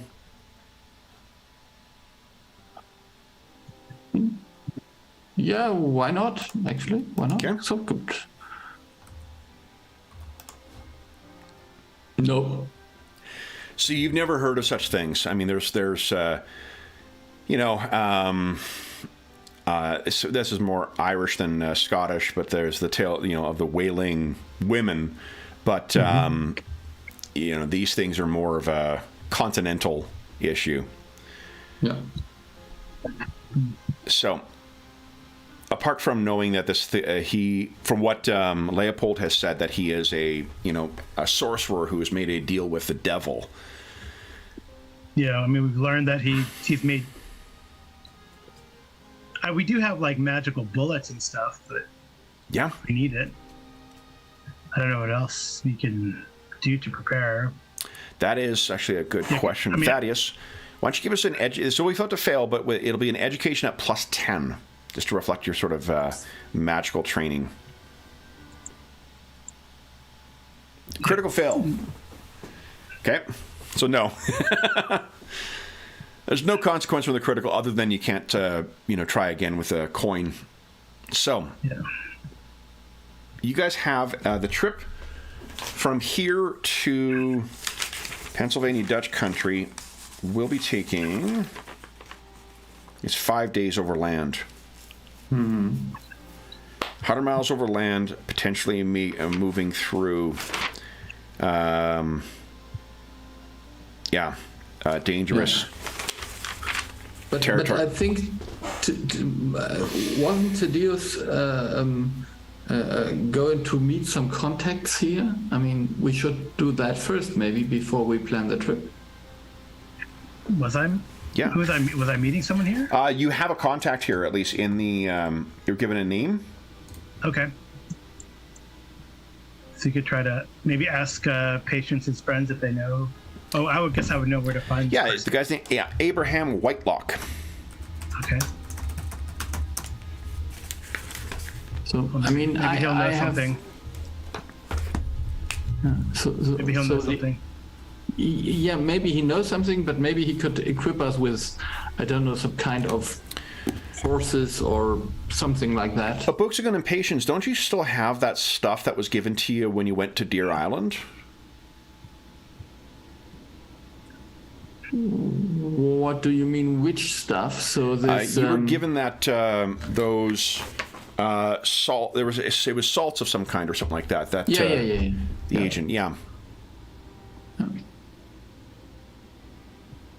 What do you remember them saying that could be used for?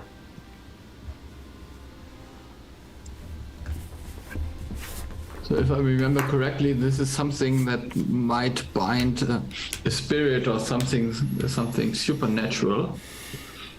But I have not the clearest memory of that trip because, if I remember correctly, I got critically injured. Yeah, you nearly died. Yeah. But you do have, I mean, I think maybe this is like you remember that, oh shit, I've got this stuff here too. And that's what they said, that it would be something to protect you from unquiet spirits. Mm-hmm. So like you put it around the camp or something? It's a little vial of salts. Yeah. I don't know. I imagine it working a little bit like, I don't know if you know the Harry Dresden books where he just throws the salts to bind these fairy creatures to the material plane so that they can't escape. Something like that, maybe. I don't know. That's sort of the sense you got from it, yeah. Okay. So Thaddeus, how would you think you'd be trying to find this Abraham Whitelock in Baltimore? You probably have an address for him. Is he like a scholar? Or yeah, he's like a contemporary of yours, sort of, or like a fellow occultist type thing.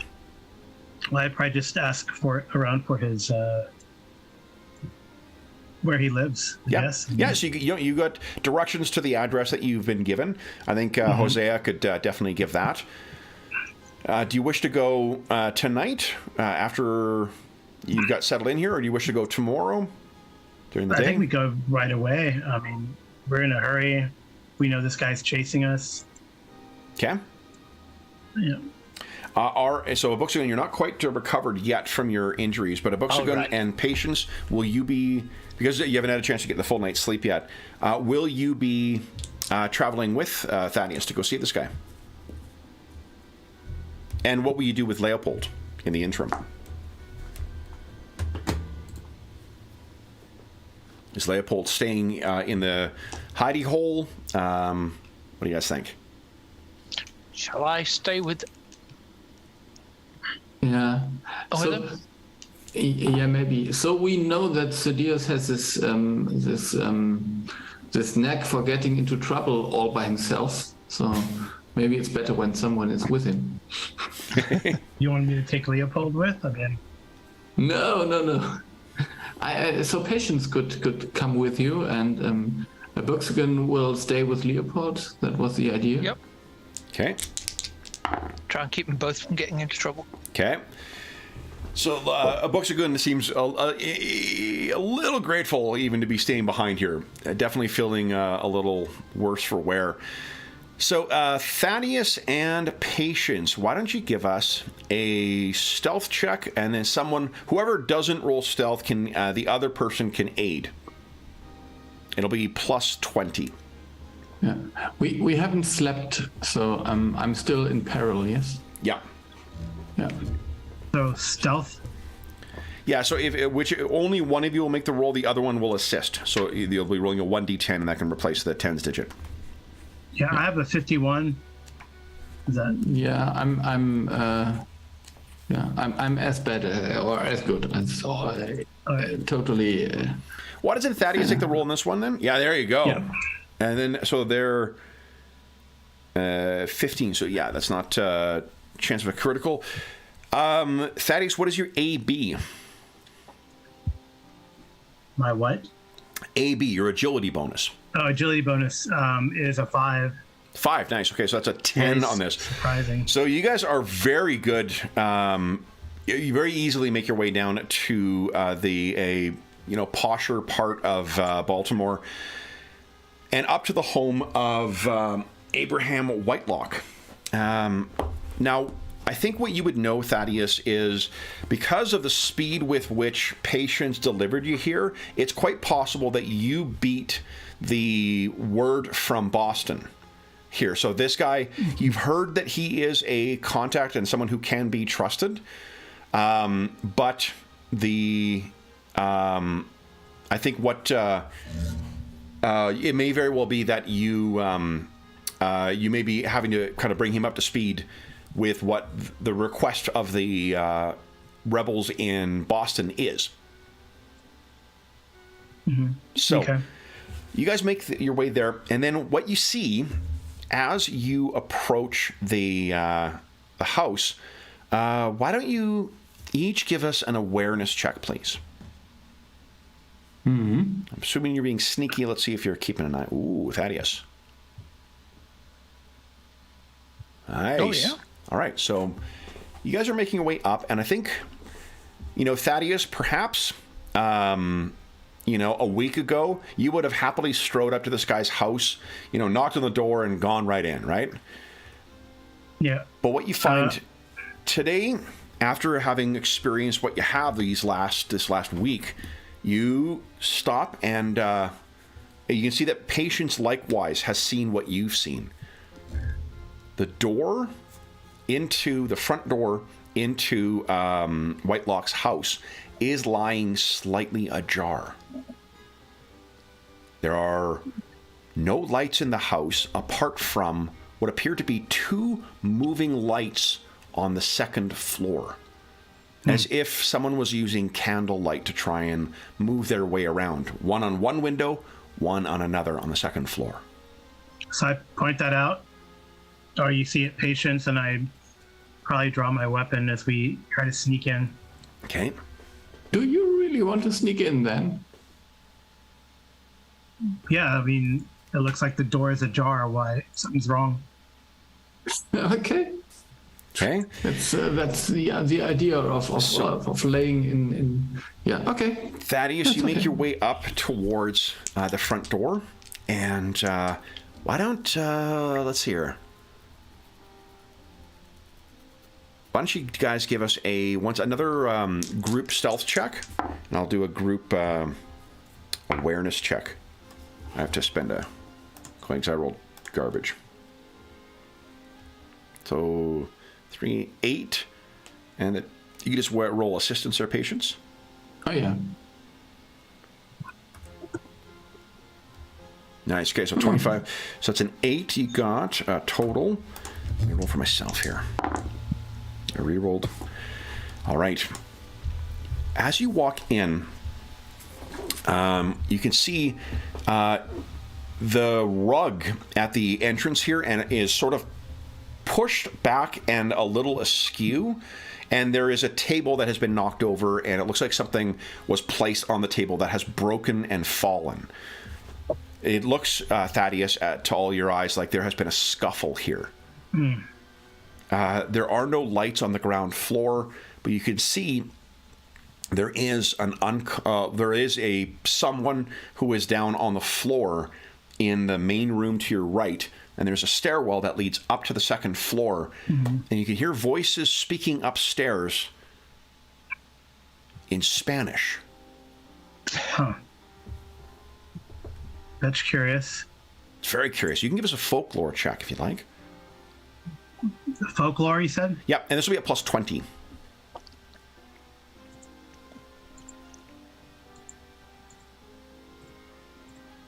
You want to coin that? You got 4 coins right now. Yeah, I'll do that. Okay.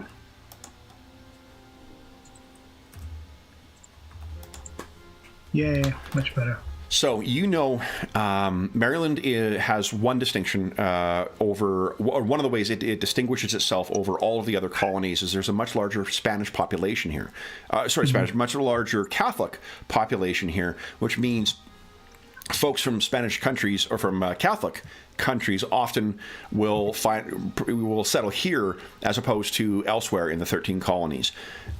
Hearing Spanish is not wholly unexpected, but definitely, it is. It would be unusual in the colonies, even this far south, for people to be choosing to communicate with one another in Spanish.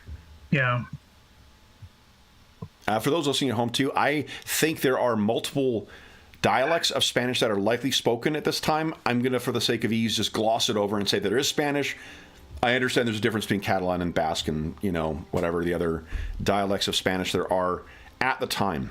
So, Thaddeus, and Patience, you can hear them speaking upstairs. You spent a lot of time in the Caribbean. You would recognize that as Spanish as well.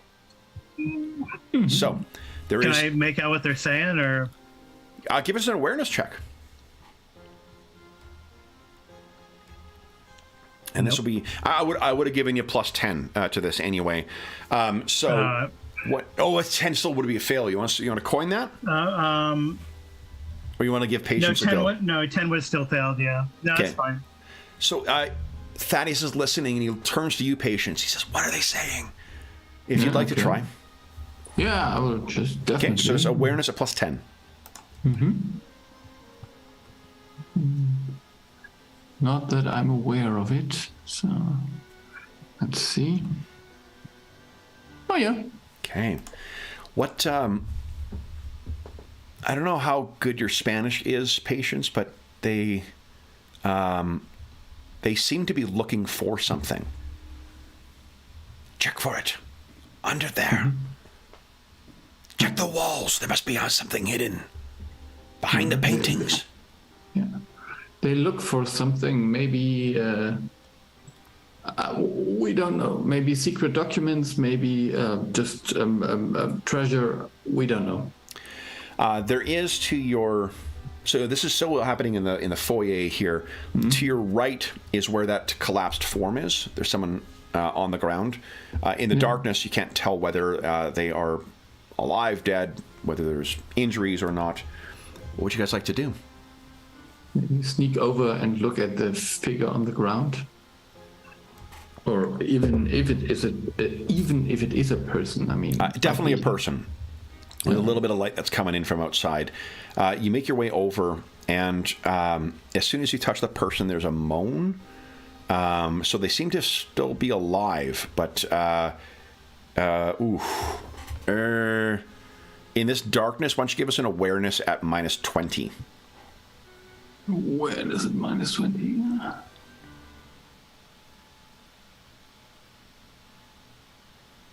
No, I have no idea. I mean, yeah. So you're not sure if this person's been shot, stabbed, kicked, whatever, or they're just sleeping or drugged, maybe. Thaddeus, what are you doing? So Patience, I guess you see Patience sneak over and check this person. What are you doing, Thaddeus? You can hear creaking on this floors upstairs. They're moving around up there. Yeah, we should. Does it look like Whitlock? It's pitch black in here right now. You can give us an awareness. I'm not sure you've met Whitlock before or Whitelock. Oh, okay. You can give us if you head over. So it'll be minus 20. So that'll be a fail. You want to try again? No. Okay. It seems like the only person in here, though, right? Definitely the only person in here. Maybe we should grab him and go. Yeah, that's maybe easier, yeah. But I suspect that they're looking for something that is maybe worthwhile disturbing them,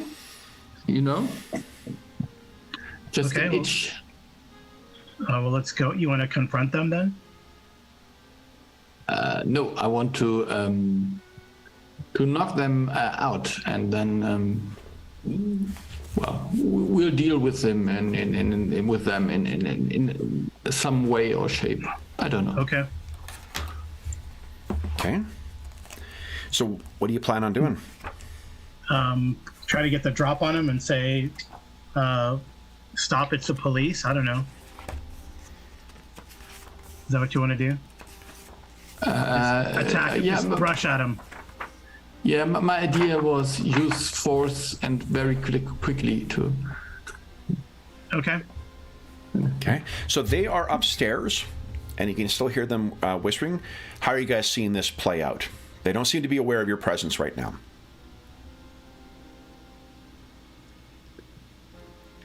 Do you wish to go upstairs to confront them? Do you wish to wait for them to finish whatever they're doing and see if they come down? Yeah. So go upstairs and confront them then, right? Yeah. Well, just let's do this. Come on. Let's rush in there and... Okay. So you can feel free to ready whatever weapons that you feel that you would. And then why don't you each separately give us a stealth check. Roll for them.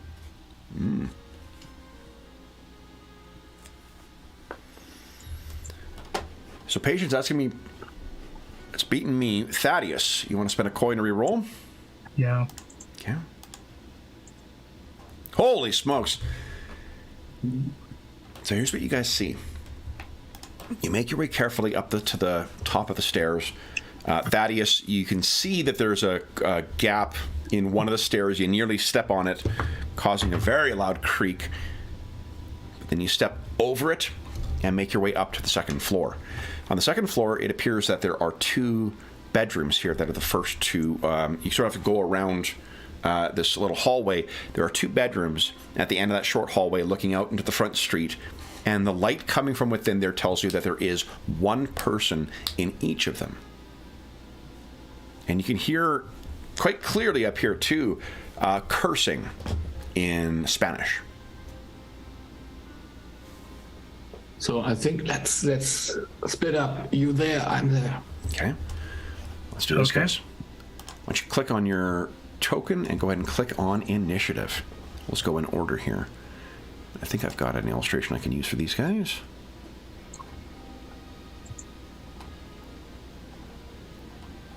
That'll be appropriate.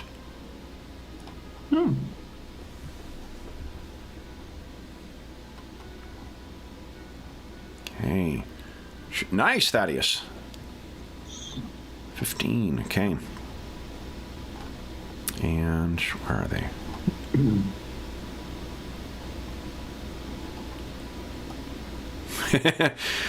Once again, I think James may be the only one who... Wait, James, did you play in our Conan game?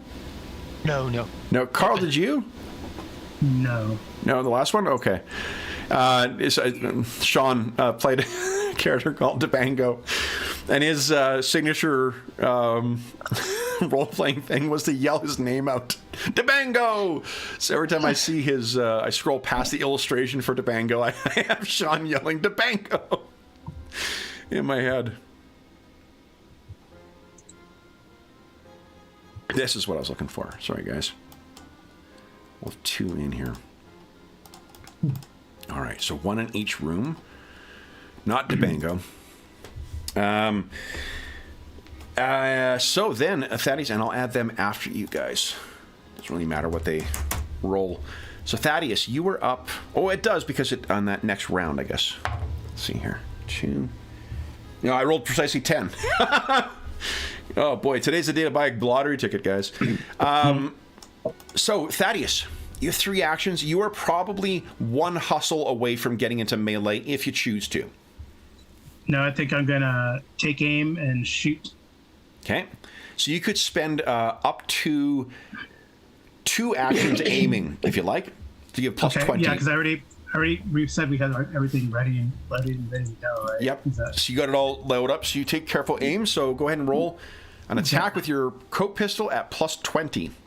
Yep. And they cannot defend. Nice shot. All right. And that leads them down. Oh! So the one on the one side is hit. And you could spend a coin to add 6 to that if you like. I will. Okay. Then, would you give us a 1 chaos dice roll, please? Oh, I have it 2, so Oh, so you shot him from behind. Any other actions? Are you good? I think I am good. Patience, what are you doing? Yeah, I think that is more like an X job here. So I would just sneak up and try to use the blunt side of the axe to just knock him down. So a couple different things that are possible there. So, are you saying that you're going to do a targeted attack to try and knock him prone? I think I would just first I could use so hustle in. Yep. Try to get him prone, and then if he still moves, just try to hit him so that he gets knocked out. Again, remember, you regardless of whatever weapons you've got with human adversaries, you can always choose whether to kill them or disable them in this game. It's just fluff. Maybe I just attack him. Then, okay. Yeah. All right. So then, so a hustle to get in. What I was just trying to figure out is if you were going to be charging or not. Okay. So then, go ahead and first give us an athletics or coordination test. Try and knock this guy prone. I'm going to give him -20 to his resistance as well. So let's use athletics. Okay. So that would be. Oh, I think I have to re-roll that. Got to coin that? You got it.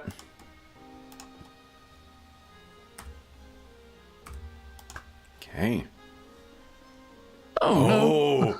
Okay, so you come running in, and these guys, they sort of see you, Dios, and they move to the side, so you're not quite able to get. It just throws off your effort to try and trip them. You have one more action point. What do you want to do? Yeah, and then I would just use this for the normal attack. Okay. So let's see. See if you can brain him. Yeah. This should be. Come on. That's a hit. Holy smokes. Oh. 21. All right. So that is... Let's see here. Do you want to spend a... Oh, no coins left. No. Okay. Then, let's see here. That brings him down. Would you give us a 2 chaos dice roll, please? Yeah. Let's see. There you go. Ooh. So it's a serious wound. A percentile roll, please. Yeah, and if I do an injury, I do automatically another one. So give us a 2 percentile roll, please. Oh yeah, that's right. That boarding axe is fucking vicious. Or is this one of your abilities? No, that's these. I think it is the 3rd degree. It's a profession of the talent, talent of the profession. Oh, nice. So give us a second roll then. So 46, and because you'll do 2. And 13. Ooh. 13 is bloody hamstring. He's bleeding. And so until fully recuperated, you begin bleeding at the end of your turn if you use a movement action, and hacked calf. So he's bleeding, and you must add 1 AP to charge, maneuver, or run. So you just land this thing in his leg, and he's very badly hurt. Okay, that is the end of the first round. We're top of the round 2. Thaddeus, you're up first. What are you doing? I'm going to. I guess I took a shot. Yeah. Can I use it? Like, turn the pistol's probably too small to. To pistol whip, you mean, or? Yeah. Yeah, you can use that. It's just it becomes a improvised weapon instead. So it'd just be simple melee. Okay. So it'd be 1 action to get into melee, and then if you want to pistol whip him, do you want to do a targeted attack? Do you want to aim? No, I just want to smack him. Okay, and let's save 1 for defense. Yeah. Okay, sounds good. So go ahead and make a simple melee roll. Yeah, nice. Okay, so he does have his AP. I don't know how it works in this game now. He was surprised. Let me just check here. I'm going to see if they're... I know how surprise works in Blackbirds. I'm just going to double check in this. Here we go.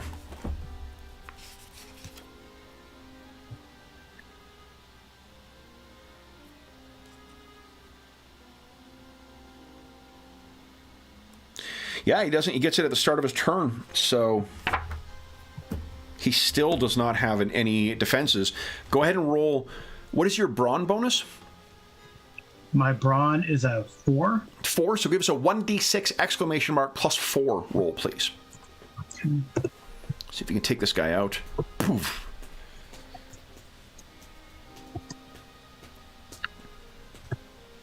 Eight. That is another. Give us a roll of 2 chaos dice, please. No. You are messing him up, though. So you got the 1 AP left. Do you want to save that? Or you could do like a rough and tumble, try and knock him down? Yeah, I'll do rough and tumble. So make athletics or coordination, please. Your choice.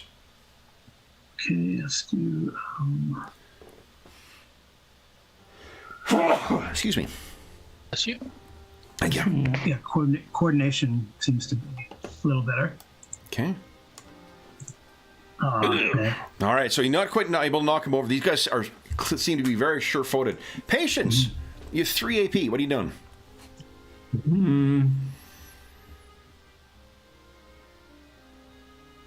Yeah, I think I would just take aim Okay. and just use my axe again, and then Take him down. that's it. So 1 action to take aim and 1 action to attack, Go right ahead. and hopefully that's it with him. Come on.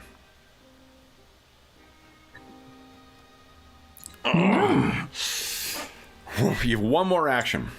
1 more AP. Yeah. Okay. So You want to try and knock him down? You want to save no, for defense? I'm going to do this eye gouge again. I think that was Yeah, go for it. So, guile or intimidate? I use intimidate. Okay. Nope.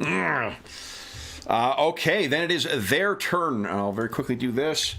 So the one that you're facing, Patience, since we're on you, he's spending an action to get a knife out, and then he's going to try and stab you. The second one, he's going to save for a defense. That is a miss. I'll spend a coin. Oh, I got a ton of coins here. Hold on. I'm going to do some interesting stuff. So he spends 1 to re-roll that. That's a hit. Go ahead and give us a parry.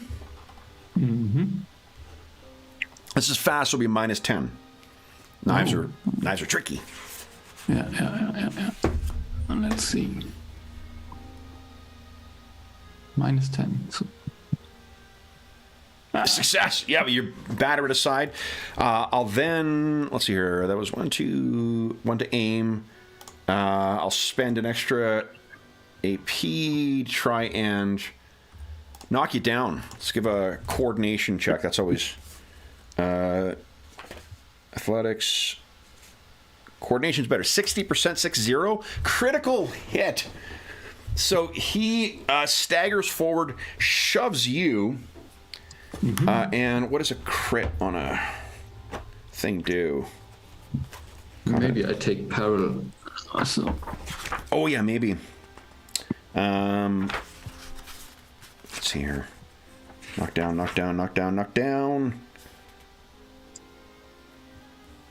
Your foe cannot resist and must spend 3 AP to not get up. So you're just you have the wind knocked out of you as you knock down. That's it for him. And then the one facing you, Thaddeus, same thing. Gonna draw a knife. Gonna try and stab you. That's a hit, not a crit. You could defend. You can parry. Yep. I'll try to is better? Again, parry, I guess. Parry would be simple, or I think you're not trained in either, so it's the same for you. Whatever your parry score is, just go ahead and click on that one. Okay. See if you can get out of the way. No. No, shit. Okay. You do have coins right now, so you could re-roll, but it is also, I forgot to say it's fast, so it would be -10. You want to try and... No. We're almost at the end of the session here anyway. Why don't you go... I'll get it for you. Because as soon as this round is over, we're going to call it a session. You might as well blow through them. To give us a -10. There you go. Yeah. Nice. So he gets it. You manage to batter his hand aside with your pistol. I have one more action. I'm going to do the exact same thing I tried to patience, try and knock you down. So this will be... that's a success, not a fail. Or success, not a crit, which means you can resist with coordination. No. No! You got one coin left. You want to spend that for the reroll? Yeah. Okay, go ahead. No. No? Okay. So you're knocked prone, which means then I will spend my last two things. They run into the hallway. They are trying to get away. And with these two injured agents... Actually, I need to spend all my things because that other guy needs to spend one extra AP because of his bloody leg.